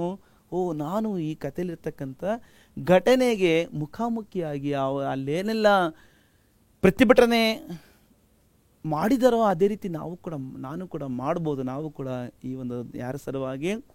ಸಾಧಾರಣ ಸಲುವಾಗಿ. 32 पॉइंट क्या है? अगले रोज ही मरुदिनवे रोबोदीप के साथ हो ಕಾರ್ಯಾಲಯ ಜಾ ಪೌಂಚ. ನೆಕ್ಸ್ಟ್ ಡೇನೇ ಈ ಕಥೆಯನ್ನು, ಸ್ಟೋರಿಯನ್ನು ಟೈಪ್ ಮಾಡಿ ಈ ರೀತಿಯ ಒಂದು ಐಡಿಯಾ ಒಳದ ಮೇಲೆ ರೋಬೋನಿಲ್ ಏನು ಮಾಡುತ್ತೆ, ಶರ್ಮಾ ಪರಿವಾರದ ಮತ್ತೊಂದು ರೋಬೋಟ್ ಆಗಿರ್ತಕ್ಕಂಥ ರೋಬೋದೀಪ್ ಜೊತೆಯಲ್ಲಿ ಆಫೀಸ್ಗೆ, ತಮ್ಮ ಒಂದು ರೋಬೋಟಿಕ್ಸ್ ಕಾರ್ಪೊರೇಷನ್ ಆಫೀಸ್ಗೆ ಹೋಗಿ ತಲುಪುತ್ತೆ. ತಲುಪಿದ ಮೇಲೆ ನೋಡಿ 33 पॉइंट हैं, 33वां अंश में सब बातें सुनकर अध्यक्ष ने संघ की कार्यकारिणी की आपातकालीन बैठक बुलाई. कौन सी बुलाई? आपातकालीन बैठक बुलाई. कहाँ से? संघ की कार्यकारिणी में देखो अध्यक्ष ने बुलाई. किसने बुलाई? अध्यक्ष ने बुलाई. ಇಲ್ಲಿ ಅಧ್ಯಕ್ಷ ಏನು ಮಾಡ್ತಾನೆ, ಎಲ್ಲ ವಿಚಾರಗಳನ್ನು ಕೇಳಿಸ್ಕೊಂಡು रोबोदीप और रोबोनिल से सभी बातों को सुनकर बाद में अंतिम अध्यक्ष ने संघ की मीन्स रोबोट सभी रोबोटों को ಕಾರ್ಯಕಾರಿಣಿ ಕಿ ಆಪತ್ಕಾಲೀನ, ಒಂದು ಸಂಘದ ಒಂದು ಕಾರ್ಯಕಾರಿಣಿ ಅಂದರೆ ಒಂದು ಮೀಟಿಂಗ್ನ ಒಂದು ತುರ್ತು ಸಭೆಯನ್ನು ಕರೆದ. ಆಪತ್ಕಾಲೀನ ಬೈಠಕ್ ಮೀನ್ಸ್ ಎಮರ್ಜೆನ್ಸಿ ಮೀಟಿಂಗ್ ಅಂತೇಳಿ. ಆಪತ್ಕಾಲೀನ ಮೀನ್ಸ್ ಎಮರ್ಜೆನ್ಸಿ, ಬೈಠಕ್ ಮೀನ್ಸ್ ಮೀಟಿಂಗ್, ಸಭೆ. ತುರ್ತು ಸಭೆಯನ್ನು ಕರೆದಾಗ 34 पॉइंट में है, 34वां पॉइंट में बैठक में तय हुआ कि 34 ನಿಮಿಷದಲ್ಲಿ ಈ ಒಂದು ಸಭೆಯಲ್ಲಿ ನಿರ್ಧಾರ ಆಗಿದ್ದೇನಪ್ಪ ಅಂದರೆ, ಡಿಸೈಡ್ सभी रोबोटिक कंपनियों के काम करने वाले रोबोटों की हड़ताल का आह्वान कर दिया जाए. ಎಲ್ಲ ರೋಬೋಟ್ಗಳ, ಇನ್ನು ಇತರೆ ಯಾವೆಲ್ಲ ರೋಬೋಟ್ ಕಂಪನಿಗಳಿದಾವೆ, रोबोटिक्स कॉर्पोरेशन की तरह अलग अलग कंपनियां हैं. रोबोटों को काम के तो लोगों को भेजने वाले कंपनियों के सभी रोबोटों को देखो, ಕಂಪನಿಗಳ ಒಂದು ಕೆಲಸ ಮಾಡ್ತಕ್ಕಂಥ ಎಲ್ಲ ರೋಬೋಟ್ಗಳ ಒಂದು ಮುಷ್ಕರ, ಹಡ್ತಾಲ್ ಮೀನ್ಸ್ ಸ್ಟ್ರೈಕ್, ಆಹ್ವಾನ ಕರ್ ದಿಯಾ ಜಾಯೇ, ಮುಷ್ಕರಕ್ಕೆ ಕರೆಯನ್ನು ಕೊಡೋಣ, ಮುಷ್ಕರಕ್ಕೆ ನಾವು ಹೇಳೋಣ ಅಂತೇಳಿ ಈ ರೀತಿ ಕೊನೆಗೆ ಮುಷ್ಕರ ಕರೀಲೇಬೇಕು ನಾವು ಅಂತೇಳಿ ನಿರ್ಧಾರವನ್ನು ಮಾಡಿದರು. ನೋಡಿ, ಇಲ್ಲಿ ಮುಷ್ಕರದ ಒಂದು ತೀವ್ರತೆ ಯಾವ ರೀತಿ ಇರುತ್ತೆ ಅಂತ ನಾವು ಈ ಒಂದು ಇಮೇಜ್ ಮುಖಾಂತರ ನಾವು ಅರ್ಥೈಸ್ಕೊತೀವಿ. ಮೀಟಿಂಗನ್ನು, ಆಪತ್ಕಾಲೀನ ಬೈಠಕ್ ಬಗ್ಗೆ ನಾವು ಇಲ್ಲಿ ದೃಶ್ಯ ಕಾಣ್ತಾ ಇದೆ. ಅಂದರೆ ಎಮರ್ಜೆನ್ಸಿ ಮೀಟಿಂಗು, ತುರ್ತು ಸಭೆಯನ್ನು ನೋಡಿ. ಇಲ್ಲಿ ಧೀರ ಸಕ್ಸೇನಾ ವ್ಯತೆಯಲ್ಲಿ ಯಾಕಿದ್ದಾನೆ ಅಂತೇಳಿ ಮುಂದೆ ನಮಗೆ ಮುಂದಿನ ಪಾಯಿಂಟ್ ನಮಗೆ ಅರ್ಥೈಸುತ್ತೆ. ಓಕೆ, 35th पॉइंट है, 35ನೇ ಅಂಶ. रोबोटिक कंपनियों के मालिकों के बीच इस आह्वान से हलचल मच गई.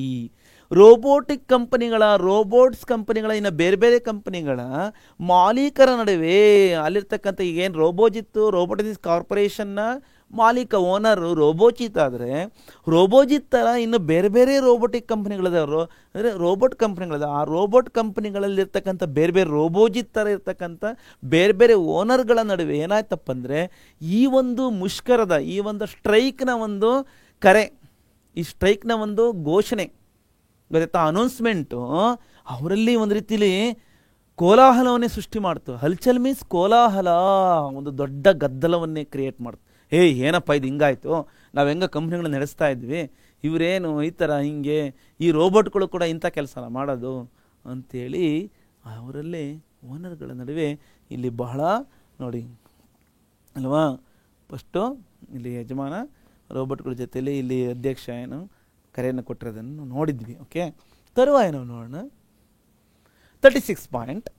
उन्होंने रोबोजित पर सक्सेना परिवार के साथ हुए अनुबंध को तुरंत रद्द कर देने का दबाव डाला. ಅವರು ಈ ಒಂದು ಸ್ಟ್ರೈಕಲ್ಲಿ ಎಲ್ಲ ರೋಬೋಟ್ಗಳು ರೋಬೋಜಿತ್ ಮೇಲೆ, ರೋಬೋಟಿಕ್ಸ್ ಕಾರ್ಪೊರೇಷನ್ ಮಾಲೀಕನಾಗಿರ್ತಕ್ಕಂಥ ರೋಬೋಜಿತ್ ಮೇಲೆ ಏನು ಒತ್ತಡವನ್ನು ಹಾಕಿದ್ರಪ್ಪ ಅಂದರೆ, ಏನು ಫೋರ್ಸನ್ನು ಹಾಕಿದ್ರು ಅಂದರೆ, ಸಕ್ಸೇನಾ ಕುಟುಂಬದ ಜೊತೆಯಲ್ಲಿ ಆಗಿರ್ತಕ್ಕಂಥ ಒಂದು ಏನು ಕರಾರು ಇದೆಯಲ್ವಾ, ಅಗ್ರಿಮೆಂಟ್ ಇದೆಯಲ್ವಾ, ಅನುಬಂಧ ಮೀನ್ಸ್ ಅಗ್ರಿಮೆಂಟನ್ನು ತಕ್ಷಣ ರದ್ದು ಮಾಡಬೇಕು, ಅದನ್ನು ತಕ್ಷಣ ನೀವು ಮುಟ್ಟುಗೋಲು ಮಾಡಿ ಅಥವಾ ತಕ್ಷಣ ಅದನ್ನು ನೀವು ಕ್ಲೋಸ್ ಮಾಡಿ ಅಂತೇಳಿ दबाव डाला. रद्द करने के लिए, रद्द करने का दबाव डाला मीन्स ಒತ್ತಡವನ್ನು ಏರಿದ್ರು. ಓಕೆ, ಅರ್ಥ ಆಯ್ತಾ? इससे क्या परिणाम होता है, ಹಾಗೆ किससे होता है, इससे धीरज सक्सेना को होता है. इसका परिणाम देखिए, ರೋಬೋಜಿತ್ ಅಕೇಲಾ ಪಡ್ ಗಯಾ. ಈಗ ಇಲ್ಲಿ ಎಲ್ಲ ರೋಬೋಟ್ಗಳು, ಇತರೆ ರೋಬೋಟ್ಗಳು ಈ ಥರ ಒಂದು ಒಮ್ಮತದಿಂದ ಒಗ್ಗಟ್ಟನ್ನು ಪ್ರದರ್ಶನ ಮಾಡೋದ್ರಿಂದ ಇಲ್ಲಿ ಅವರ ಈ ಒಂದು ಫೋರ್ಸ್ಗೆ, ಈ ಒಂದು ಒತ್ತಡಕ್ಕೆ ತಲೆ ಬಾಗಲೇಬೇಕಾಯಿತು. ಹಾಗಾಗಿ ರೋಬೋಜಿತ್ ಈಗ ಒಬ್ಬಂಟಿ ಆಗಿದ್ದಾನೆ. ಅವರೆಲ್ಲರ ಮಾತು ಕೇಳಿಲ್ಲ ಅಂದರೆ ನಾಳೆ ಯಾರೂ ಕೆಲಸ ಮಾಡಲ್ಲ, ಮತ್ತು ಅವ್ರಿಗೆ ಬರ್ತಕ್ಕಂಥ ಒಂದು ಇನ್ಕಮ್ಮು ಸ್ಟಾಪ್ ಆಗ್ಬಿಡುತ್ತೆ. ಅವುಗಳಿಂದಲೇ ಕೆಲಸವನ್ನು ಮಾಡಿಸ್ಕೊತ ಇರ್ತಾರಲ್ವಾ, ಒಬ್ಬಂಟಿ ಆಗ್ಬಿಟ್ಟ. ಹಾಗಾಗಿ मजबूरन उसे धीरज सक्सेना के साथ अपने अनुबंध को तुरंत रद्द करके रोबोनिल को, सक्सेनाರ ಜೊತೆಯಲ್ಲಿ ತನ್ನ ಒಂದು ಕರಾರನ್ನು ತಕ್ಷಣ ರದ್ದು ಮಾಡಿಬಿಟ್ಟು ರೋಬೋನಿಲ್ಕು ವಾಪಸ್ ಬಲಾನೇಕಿ, ಅವ್ರ ಮನೆಯಲ್ಲಿರ್ತಕ್ಕಂಥ ರೋಬೋನಿಲ್ ರೋಬೋಟನ್ನು ವಾಪಸ್ ಕರೆಸ್ಕೊಳ್ತಕ್ಕಂಥ ಒಂದು ವಿಚಾರವನ್ನು, ಬಾತ್ ಮೀನ್ಸ್ ವಿಚಾರ ಅಥವಾ ಸಂಗತಿಯನ್ನು ಮಾನೀ ಪಡಿ, ಸ್ವೀಕರಿಸಬೇಕಾಯಿತು ಅಥವಾ ಒಪ್ಕೋಬೇಕಾಯಿತು, ಅಕ್ಸೆಪ್ಟ್ ಮಾಡ್ಕೋಬೇಕಾಯಿತು. ಓಕೆ, इसके बाद हमने देखा कि 38 पॉइंट हैं. धीरज सक्सेना को जब एक सब पता चला तो उनके हाथों के तोते उड़ गए. ಧೀರಜ್ ಸಕ್ಸೇನಾ ಈ ರೀತಿ ಎಲ್ಲ ಆಗಿರ್ತಕ್ಕಂಥ ಒಂದು ವಿಚಾರ ಎಲ್ಲ ಗೊತ್ತಾದ ಮೇಲೆ ಸಬ್ ಪತಾ ಚಲಾತು, ಇದೆಲ್ಲ ಯಾವಾಗ ಗೊತ್ತಾಯಿತು, ಉನ್ಕೆ ಹಾತೋಂಕೆ ತೋತೆ ಉಡ್ಗೆ, ಅವ್ರ ಕೈಯಲ್ಲಿರ್ತಕ್ಕಂಥ ಗಿಳಿ ಹಾರೋದಂಗಾಯ್ತು. ಅಂದರೆ ಇದು ಒಂದು ಇಡಿಯಮ್ಸ್, ಅರ್ಥ ಪಡೆನುಡಿ, ಮುಹಾವರ. ಕೈಗೆ ಬಂತು ಬಾಯಿ ಬಲಿಲ್ಲ ಅನ್ನಂಗಾಯ್ತು. ಅಯ್ಯೋ ಹೆಂಗ ಕೆಲಸ ಮಾಡಿಸ್ಕೊತಾ ಇದ್ದೆ. ಧೀರಜ್ ಸಕ್ಸೇನಾರ ಕುಟುಂಬದಲ್ಲಿರ್ತಕ್ಕಂಥವನು ಸಾಧಾರಣ ಹೋದ್ಮೇಲೆ ಎಷ್ಟೋ ಕೆಲಸ ಕಾರ್ಯಗಳನ್ನು ರೋಬೋಟ್ ಮಾಡ್ತಾ ಇತ್ತು, ಎಲ್ಲರಿಗೂ ಒಂದು ರೀತಿಯಲ್ಲಿ ರಿಲೀಫ್ ಇತ್ತು. ಏನೋ ಒಂದು ರೀತಿಯಲ್ಲಿ ಹಿಂಗೆ ನಡೆಯುತ್ತೆ ಅಂದ್ಕೊಂಡೆ, ಇದೇನಪ್ಪ ಹಿಂಗಾಗ್ಬಿಡ್ತು, ಕೈ ಬಂತು ಬಾಯಿ ಬಲಿಲ್ಲ ನಂಗಾಯ್ತಲ್ಲ ಅಂತೇಳಿ ಈ ರೀತಿ ಒಂದು ಪರಿಸ್ಥಿತಿ ಉಂಟಾಯಿತು. नेक्स्ट पॉइंट यह है, ये सच्चता कि उन्होंने साधारण को नौकरी से निकालने का फैसला कर लिया था. ವಾಸ್ತವವಾಗಿ ಏನಾಗಿತ್ತಪ್ಪ ಅಂದರೆ, ಇದು ನಿಜವಾದ ಒಂದು ಸಂಗತಿ ಏನಾಗಿತ್ತು ಅಂದರೆ, ಉನ್ಹೋನೆ ಮೀನ್ಸ್ ಧೀರಜ್ ಸಕ್ಸೇನಾನೇ ಸಾಧಾರಣವನ್ನು ಕೆಲಸದಿಂದ ತೆಗಿತಕ್ಕಂಥ, ನಿಕಾಲ್ನೇ ಕಾ ಫೈಸ್ಲಾ ಕರ್ಲಿಯಾತ, ತೆಗಿತಕ್ಕಂಥ ಒಂದು ನಿರ್ಧಾರವನ್ನು ಮಾಡಿದ್ದ. ಆ ನಿರ್ಧಾರ ಮಾಡಲಿಲ್ಲ ಅಂದರೆ ಓಕೆ, ಟ್ರೀಟ್ಮೆಂಟ್ ತೊಗೊಂಡು ಅವನು ಹುಷಾರಾಗಿ ಹುಷಾರಾದ್ಮೇಲೆ ವಾಪಸ್ ಕರೆಸ್ಕೊಂಡು ನಾನು ಮತ್ತೆ ಇರ್ತಕ್ಕಂಥ ರೋಬೋಟನ್ನು ಕಂಪ್ನಿಗೆ ವಾಪಸ್ ಕೊಡ್ತೀನಿ ಅಂತಕ್ಕಂಥ ಒಂದು ಏನಾದರೂ ಮನಸ್ಥಿತಿ ಇದ್ದರೆ ಈ ರೀತಿ ಸನ್ನಿವೇಶ ಸೃಷ್ಟಿ ಆಗ್ತಿರ್ಲಿಲ್ಲ. ಓಕೆ, ಈ ಕಾಯಮಗಾರನ ಆತನನ್ನು ಇದೇ ಒಂದು ನೆಪ ಅಂತೇಳಿ ಆಕ್ಸಿಡೆಂಟ್ ಆಗಿರೋದೇ ಒಂದು ಸಕಾರಣ ಮಾಡಿಕೊಂಡು ಕಳಿಸ್ಕೊಡೋದಕ್ಕಂಥ ಒಂದು ನಿರ್ಧಾರವನ್ನು ಮಾಡಿದ್ದೇ ಇಲ್ಲಿ ಇವೆಲ್ಲ ಒಗ್ಗಟ್ಟಾಗಿ ಈ ಒಂದು ತೀರ್ಮಾನವನ್ನು ರೋಬೋಟಿಕ್ ಅಸೀಮೋ ಅನ್ನೋ ಒಂದು ನಿಯಮದ ಒಂದು ಪಾಲನೆಯಲ್ಲಿ ಮಾನವೀಯ ಸಂವೇದನೆಗಳು ಇವುಗಳಲ್ಲಿ ಇರೋದ್ರಿಂದ ಆ ರೀತಿಯ ಒಂದು ಚಟುವಟಿಕೆಯಲ್ಲಿ ಕ್ರಿಯೆ ನಡೀತಾ ಇದೆ ಅಲ್ವಾ. ಲಾಸ್ಟ್ नहीं देखो 40वां पॉइंट है. देखो पर बदले हुए हालात में, ಆದರೆ ಬದಲಾದ ಸನ್ನಿವೇಶದಲ್ಲಿ, ಬದಲಾದ ಪರಿಸ್ಥಿತಿಯಲ್ಲಿ, ಹಾಲಾತ್ ಮೀನ್ಸ್ ಸಿಚುಯೇಷನ್. ಓಕೆ, ಉನಿಹೆ ಮಜಬೂರು ಹೋಕರ, ಅವರು ವಿಧಿ ಇಲ್ದಲೆ ದಾರಿ ಕಾಣದೆ, ಮಜಬೂರು ಹೋಕರ ಮೀನ್ಸ್ ಯಾವುದೇ ರೀತಿಯಲ್ಲಿ ಮತ್ತೆ ಬೇರೆ ಆಪ್ಷನ್ನೇ ಇಲ್ದಲೆ, ಗೊತ್ತಾಯ್ತಾ. ರೋಬೋಟಿಕ್ ಸಂಘಕ್ಕೆ ಅಧ್ಯಕ್ಷಕ್ಕೆ ಪಾಸ್ ಜಾಕರ್, ರೋಬೋಟಿಕ್ ಸಂಘದ ಅಧ್ಯಕ್ಷರು, ರೋಬೋಟಿಕ್ ಯೂನಿಯನ್ ಇದೆ ಒಂದು, ಆ ಯೂನಿಯನ್ನ ಒಂದು ಪ್ರೆಸಿಡೆಂಟ್ ಹತ್ರ ಹೋಗ್ಬಿಟ್ಟು ये गुजारिश करनी पड़ी कि, गुजारिश का अर्थ क्या होता है, प्रार्थना, रिक्वेस्ट. ಅವ್ರ ಜೊತೆ ರಿಕ್ವೆಸ್ಟ್ ಮಾಡ್ಕೊಂಡಿದ್ದು ಏನಪ್ಪ ಅಂದರೆ, ಜಬ್ ತಕ್ ಸಾಧಾರಣ ಪೂರಿ ತರಕ್ ಸೆ ಟೀಕ್ ನಹಿ ಹೋ ಜಾತಾ ಹೈ, ಎಲ್ಲಿವರೆಗೂ ಸಾಧಾರಣ ಸಂಪೂರ್ಣವಾಗಿ सही ಆಗ್ತಾನೋ ಹುಷಾರಾಗ್ತಾನೋ तब तक रोबोनिल उसके पास काम करता रहेगा. ಅಲ್ಲಿವರೆಗೂ ರೋಬೋನಿಲ್ ನಮ್ಮ ಒಂದು ಕುಟುಂಬದಲ್ಲಿ ಕೆಲಸ ಮಾಡ್ತಾ ಇರಲಿ ಅಂತೇಳಿ ಈ ರೀತಿ ಅವನು ವಾಗ್ದಾನವನ್ನು, ಪ್ರಾಮಿಸನ್ನು ಅಥವಾ ಈ ರೀತಿ ಒಂದು ಮಾತನ್ನು ಕೊಟ್ಟ ಸಲುವಾಗಿ ನಾವು ನೆಕ್ಸ್ಟ್ ಪಾಯಿಂಟಲ್ಲಿ ಅರ್ಥ ಮಾಡ್ಕೊತೀವಿ. साधारण के ठीक होते ही वो उसे दोबारा काम पर रख लेंगे. साधारण ಸರಿ ಆಗ್ತಾನೆ ಅವನು ಮತ್ತೆ ಮತ್ತೊಮ್ಮೆ दोबारा ಮೀನ್ಸ್ ಮತ್ತೊಮ್ಮೆ ಅಗೇನ್ ಕಾಮ್ ಪರ್ ರಖ್ ಲೇಂಗೆ, ಕೆಲಸಕ್ಕೆ ನಾವು ಇಟ್ಕೊಳ್ತೀವಿ.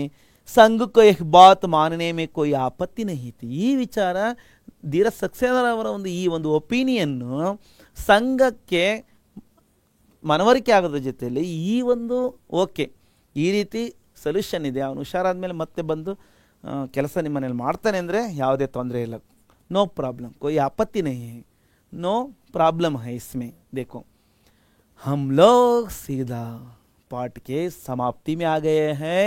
ಇಲ್ಲಿಗೆ ನಮಗೆ 6 ಪೇಜ್ಗಳ 6 ಪುಟದ ಈ ಒಂದು ದೊಡ್ಡ ಪಾಠಾಂಶ ಈ ಸಂಕ್ಷಿಪ್ತವಾಗಿ ನಾವು ಆದಷ್ಟು ಇಲ್ಲೂ ಕೂಡ ಒಂದು ಸ್ವಲ್ಪ ಜಾಸ್ತಿ ಆಗಿದ್ದರೆ ದಯಮಾಡಿ, ಯಾಕಪ್ಪ ಅಂದರೆ ನೀವು ಈ ಪಾಠ ಇರೋದೇ ದೀರ್ಘವಾಗಿ, ಹಾಗಾಗಿ ನಾವು ಇನ್ನೂ ಮತ್ತಷ್ಟು ನಾವು ಕಡಿಮೆ ಮಾಡಿ ಹೇಳ್ತೀವಿ ಅಂದರೆ ಈ ಪಾಠದ ಒಂದು ಅರ್ಥ ಮತ್ತು ಇದರ ಒಂದು ಇಂಪಾರ್ಟೆನ್ಸಿನ ಕಳ್ಕೊತೀವಿ ಅಂದ್ಕೊತೀನಿ. ಓಕೆ ದೇಖಿ ಅಂತ್ ಮೇ ರೋಬೋದೀಪ್ ಖುಷ್ ಹೋತಾ ಹೈ ಕಿ, ಕೊನೆಯದಾಗಿ ಇಲ್ಲಿ ರೋಬೋದೀಪ್ ಖುಷಿ ಆಗುತ್ತೆ ರೋಬೋನಿಲ್ ಕೆ ಸಾಥ್, ರೋಬೋನಿಲ್ ಬಿ ಖುಷಿ ಮೇ ಹೈ. ದೇಖೋ ಕೊನೆಯದಾಗಿ ರೋಬೋದೀಪ್ ಮತ್ತು ರೋಬೋನಿಲ್ ಎರಡು ಕೂಡ ಖುಷಿ ಆಗ್ತವೆ. ಯಾಕಪ್ಪ ಅಂದರೆ ರೋಬೋದೀಪ್ ಖುಷ್ ಹೋತಾ ಹೈ ಕಿ, ಖುಷಿ ಆಗೋದೇನಪ್ಪ ಅಂದರೆ ಉನ್ಸೆ ಇನ್ಸಾನೋಂಕೋ ಕೊಯ್ ನುಕ್ಸಾನ್ ನಹಿ ಝೇಲ್ನಾ ಹೋಗಾ. उनसे मीन्स रोबोटों से, रोबोदीप से, रोबोनिल से और दूसरे रोबोटों से भी इंसान को मीन्स किसे मनुष्यों को कोई नुकसान, ಯಾವುದೇ ನಷ್ಟವನ್ನು ಎನಿ ಲಾಸ್ ನಹಿ झेलना होगा, ಸಹಿಸೋದಿಲ್ಲ. झेलना होगा ಸಹಿಸ್ಕೊಳ್ತಕ್ಕಂಥದ್ದು, ನಹಿ झेलना होगा ಸಹಿಸೋದಿಲ್ಲ. ನಾವು ಇದನ್ನು ನಾವು ಯಾವತ್ತೂ ಕೂಡ ನಾವು ಅಡ್ಜಸ್ಟ್ ಮಾಡ್ಕೊಳಲ್ಲ ಅಂತೇಳಿ ಈ ರೀತಿ ತನ್ನ ಒಂದು ಕಾರ್ಯ ಸಫಲತೆಯ ಬಗ್ಗೆ ಖುಷಿ ಆಗ್ತಾ ಈ ರೀತಿ ಮಾತನ್ನು ಹೇಳ್ತಾ ಈ ಪಾಠಕ್ಕೆ ಒಂದು ತೆರೆ ಬೀಳುತ್ತಲ್ಲ ಮಕ್ಕಳೇ. यहाँ तक सब मेरे प्रिय विद्यार्थीगण अच्छी तरह से सुने हैं, मुझे बहुत भरोसा है तुम्हारे पर, इसलिए आगे चलकर देखने का अंतिम इस पूरे पाठांश को एक मनोनक्शा के अंतर्गत अर्थात माइंड मैप के रूप में बना लेने से हमको एक पाठ को इन पॉइंट्स के द्वारा याद कर लेने के लिए बहुत ही अच्छी सुविधा है. ಒಂದು ಒಳ್ಳೆ ನಮಗೆ ಅವಕಾಶ ಏನಪ್ಪ ಅಂದರೆ ಈ ರೀತಿ ಮೈಂಡ್ ಮ್ಯಾಪನ್ನು ಮಾಡಿಕೊಂಡ್ರೆ ಇಲ್ಲಿರ್ತಕ್ಕಂಥ ಪಾಯಿಂಟ್ಗಳ ಮುಖಾಂತರ ನಾವು ಈ ಪಾಠವನ್ನು, ಈ ಪಾಠದ ಒಂದು ವಿಷಯವನ್ನು ನಾವು ನೆನಪು ಮಾಡ್ಕೋಬೋದು, ಮೆಮೊರೈಸ್ ಮಾಡ್ಕೋಬೋದು. ಪಾಠ का नाम क्या है? पाठ का नाम रोबोट. पाठ संख्या 12. पाठ की विधा क्या है? कहानी पाठ. Which type of lesson this? Story lesson type. कहानी के रूप में एक पाठ प्रस्तुत किया गया है. पाठ का नाम है रोबोट. इस पाठ के लेखक का नाम क्या है? डॉक्टर प्रदीप मुखोपाध्याय हालोक. डॉक्टर प्रदीप मुखोपाध्याय हालक ಅಂತಕ್ಕಂಥವರು. इस पाठ में प्रधानतः सबसे पहले हमने देखा कि मनुष्य का महत्व, इंपॉर्टेंस ऑफ ह्यूमन बीइंग्स ಅಲ್ವಾ, ಮನುಷ್ಯರ ಒಂದು ಮಹತ್ವವನ್ನು ನಾವಿಲ್ಲಿ ತಿಳಿತೀವಿ. ಮನುಷ್ಯ ಎಷ್ಟು ಮಟ್ಟಿಗೆ ಮುಖ್ಯ, ಮನುಷ್ಯ ಇಲ್ಲ ಅಂದರೆ ಯಾವುದೂ ಕೂಡ ಕಷ್ಟ ಅಂತೇಳಿ. ಸಕ್ಸೇನಾ ಪರಿವಾರ ಕೆ ಬಾರೆ ಮೇ ಬಿ ಸಮಜ್ ಸಕ್ತೆ. ಸಕ್ಸೇನಾ ಕುಟುಂಬ ಹೇಗಿತ್ತು ಮತ್ತು ಅಲ್ಲಿ ಆ ಕುಟುಂಬದಲ್ಲಿ ಯಾರಿದ್ರು? साधारण नामक एक सेवक था. वो एक दिन है ना अस्पताल जाता है. कारण क्या है? कारण ಏನಪ್ಪ ಅಂದರೆ चलती बस से वो गिरकर है ना एक ಖತರ್ನಾಕ್ ಚೋಟ್ ಆಗಿ ಒಂದು ಅಪಾಯಕಾರಿಯಾಗಿರ್ತಕ್ಕಂಥ ಒಂದು ಅವನಿಗೆ ಪೆಟ್ಟಾಗುತ್ತೆ, ಗಾಯ ಆಗುತ್ತೆ ಅಂತ ನಾವು ತಿಳ್ಕೊಂಡು, ಜೊತೆಗೆ ಆ ಸಲುವಾಗಿ धीरज सक्सेना रವರು रोबोटिक्स कॉर्पोरेशन कार्यालय पहुंचे. वहाँ की एक तकनीक है कि कंप्यूटर विद कृत्रिम बुद्धि के साथ रोबोटों से काम करवाने का है, ಕೆಲಸವನ್ನು ಮಾಡಿಸ್ತಕ್ಕಂಥದ್ದು. एक घटना वर्ष 2030 में होने का संभव है. ಇದು 2030ರಲ್ಲಿ ಆಗ್ತಕ್ಕಂಥ ಒಂದು ಸಾಧ್ಯತೆ ಅಂತೇಳಿ ಅಲ್ಲಿ ಮೆನ್ಷನ್ ಮಾಡಿದರು. ಜೊತೆಗೆ ಈ ಒಂದು ಘಟನೆಯ ಜೊತೆಯಲ್ಲಿ ಆ ಒಂದು ರೋಬೋಟಿಕ್ಸ್ ಕಾರ್ಪೊರೇಷನಲ್ಲಿಂದ ಬಂದಿರತಕ್ಕಂಥ ಬುದ್ಧಿವಂತ ರೋಬೋಟ್ ಯಾವುದು ಏನೆಲ್ಲ ಕೆಲಸ ಮಾಡ್ತಿತ್ತು, बुद्धिमान रोबोट रोबोनिल होमवर्क कराने का बच्चों का और वड़ो प्रोसेसर पर काम निभाने का कार्य रोबोनिल करता था। उसके साथ उन कामों के साथ कुत्ते शेरों को भी टहलाने का कार्य में भी वो मुस्तैदी के साथ करता था। ಅದು ಭಾಳ ಮುತುವರ್ಜಿಯಿಂದ ಮಾಡ್ತಾ ಇತ್ತು। इसके साथ और एक परिवार के बारे में भी इस पाठ में है, वो परिवार शर्मा परिवार। इस परिवार में भी एक बुद्धिमान रोबोट था, वो रोबोट का नाम क्या था, रोबोदीप। इस परिवार में रोबोदीप के साथ शाम के समय कुत्ते जबरू को घुमाने आया करता था रोबोदीप।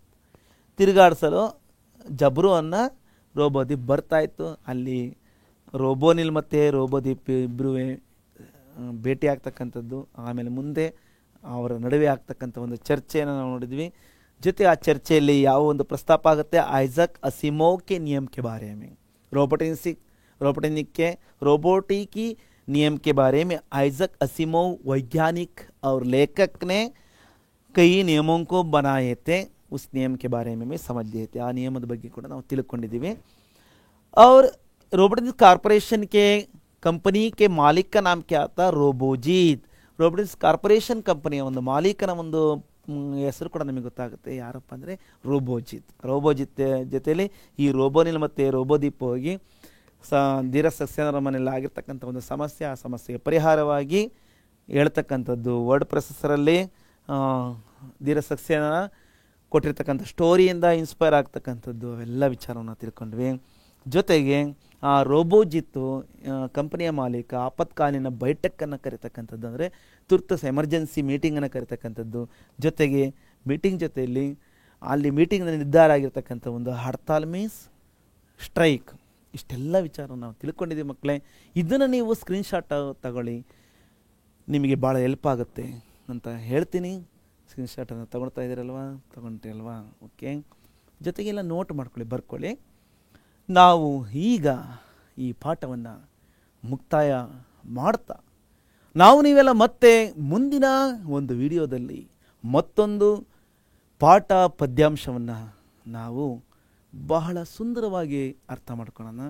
ಜೊತೆಗೆ ಈ ಒಂದು ವಿಡಿಯೋನ ನೀವು ಲೈಕ್ ಮಾಡಿ, ಸಬ್ಸ್ಕ್ರೈಬ್ ಆಗಿಲ್ಲ ಅಂದರೆ ಮೊದಲ ಬಾರಿಗೆ ನೋಡ್ತಿರೋ ಸಬ್ಸ್ಕ್ರೈಬ್ ಆಗಿ, ಈಗಾಗಲೇ ಆಗಿರತಕ್ಕಂಥದ್ದು ಖುಷಿ ಪಡಿ। ಎಂಥ ಒಂದು ಚಾನಲ್ನಿಂದ ನಮಗೆ ಎಂಥ ಒಂದು ಉಪಯೋಗ ಆಗ್ತಾಯಿದೆ, ನಮ್ಮ ಒಂದು ಸ್ಕೋರ್ಗೆ ಇವರು ಎಷ್ಟೆಲ್ಲ ಅವಿರತ ಪ್ರಯತ್ನವನ್ನು ಮಾಡ್ತಾ ಇದ್ದಾರೆ, ಇಡೀ ಟೀಮು ಎಲ್ಲ ಸಬ್ಜೆಕ್ಟ್ ಟೀಚರ್ಸು ನಮಗೆ ಎಷ್ಟು ಬೆಂಗಾವಲಿಗಿದ್ದಾರೆ ಅಂತೇಳಿ ನೀವು ಭಾಳ ಹೆಮ್ಮೆ ಪಡ್ತೀರಾ।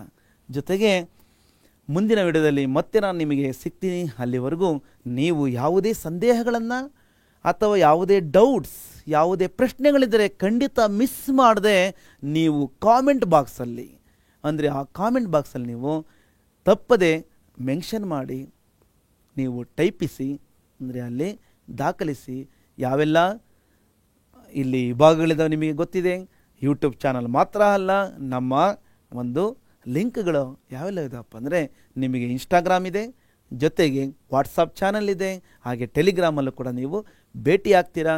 ಅಲ್ಲೂ ಕೂಡ ನಿಮ್ಮ ಒಂದು ಪ್ರತಿಕ್ರಿಯೆಗಳಿಗೆ ನಮ್ಮ ಒಂದು ಪ್ರತಿಕ್ರಿಯೆ ಕೂಡ ಇದ್ದೇ ಇರುತ್ತೆ ಮಕ್ಕಳೇ। ಅಲ್ಲಿವರೆಗೂ ಎಲ್ಲರಿಗೂ ಧನ್ಯೋಸ್ಮಿ, ಧನ್ಯವಾದ।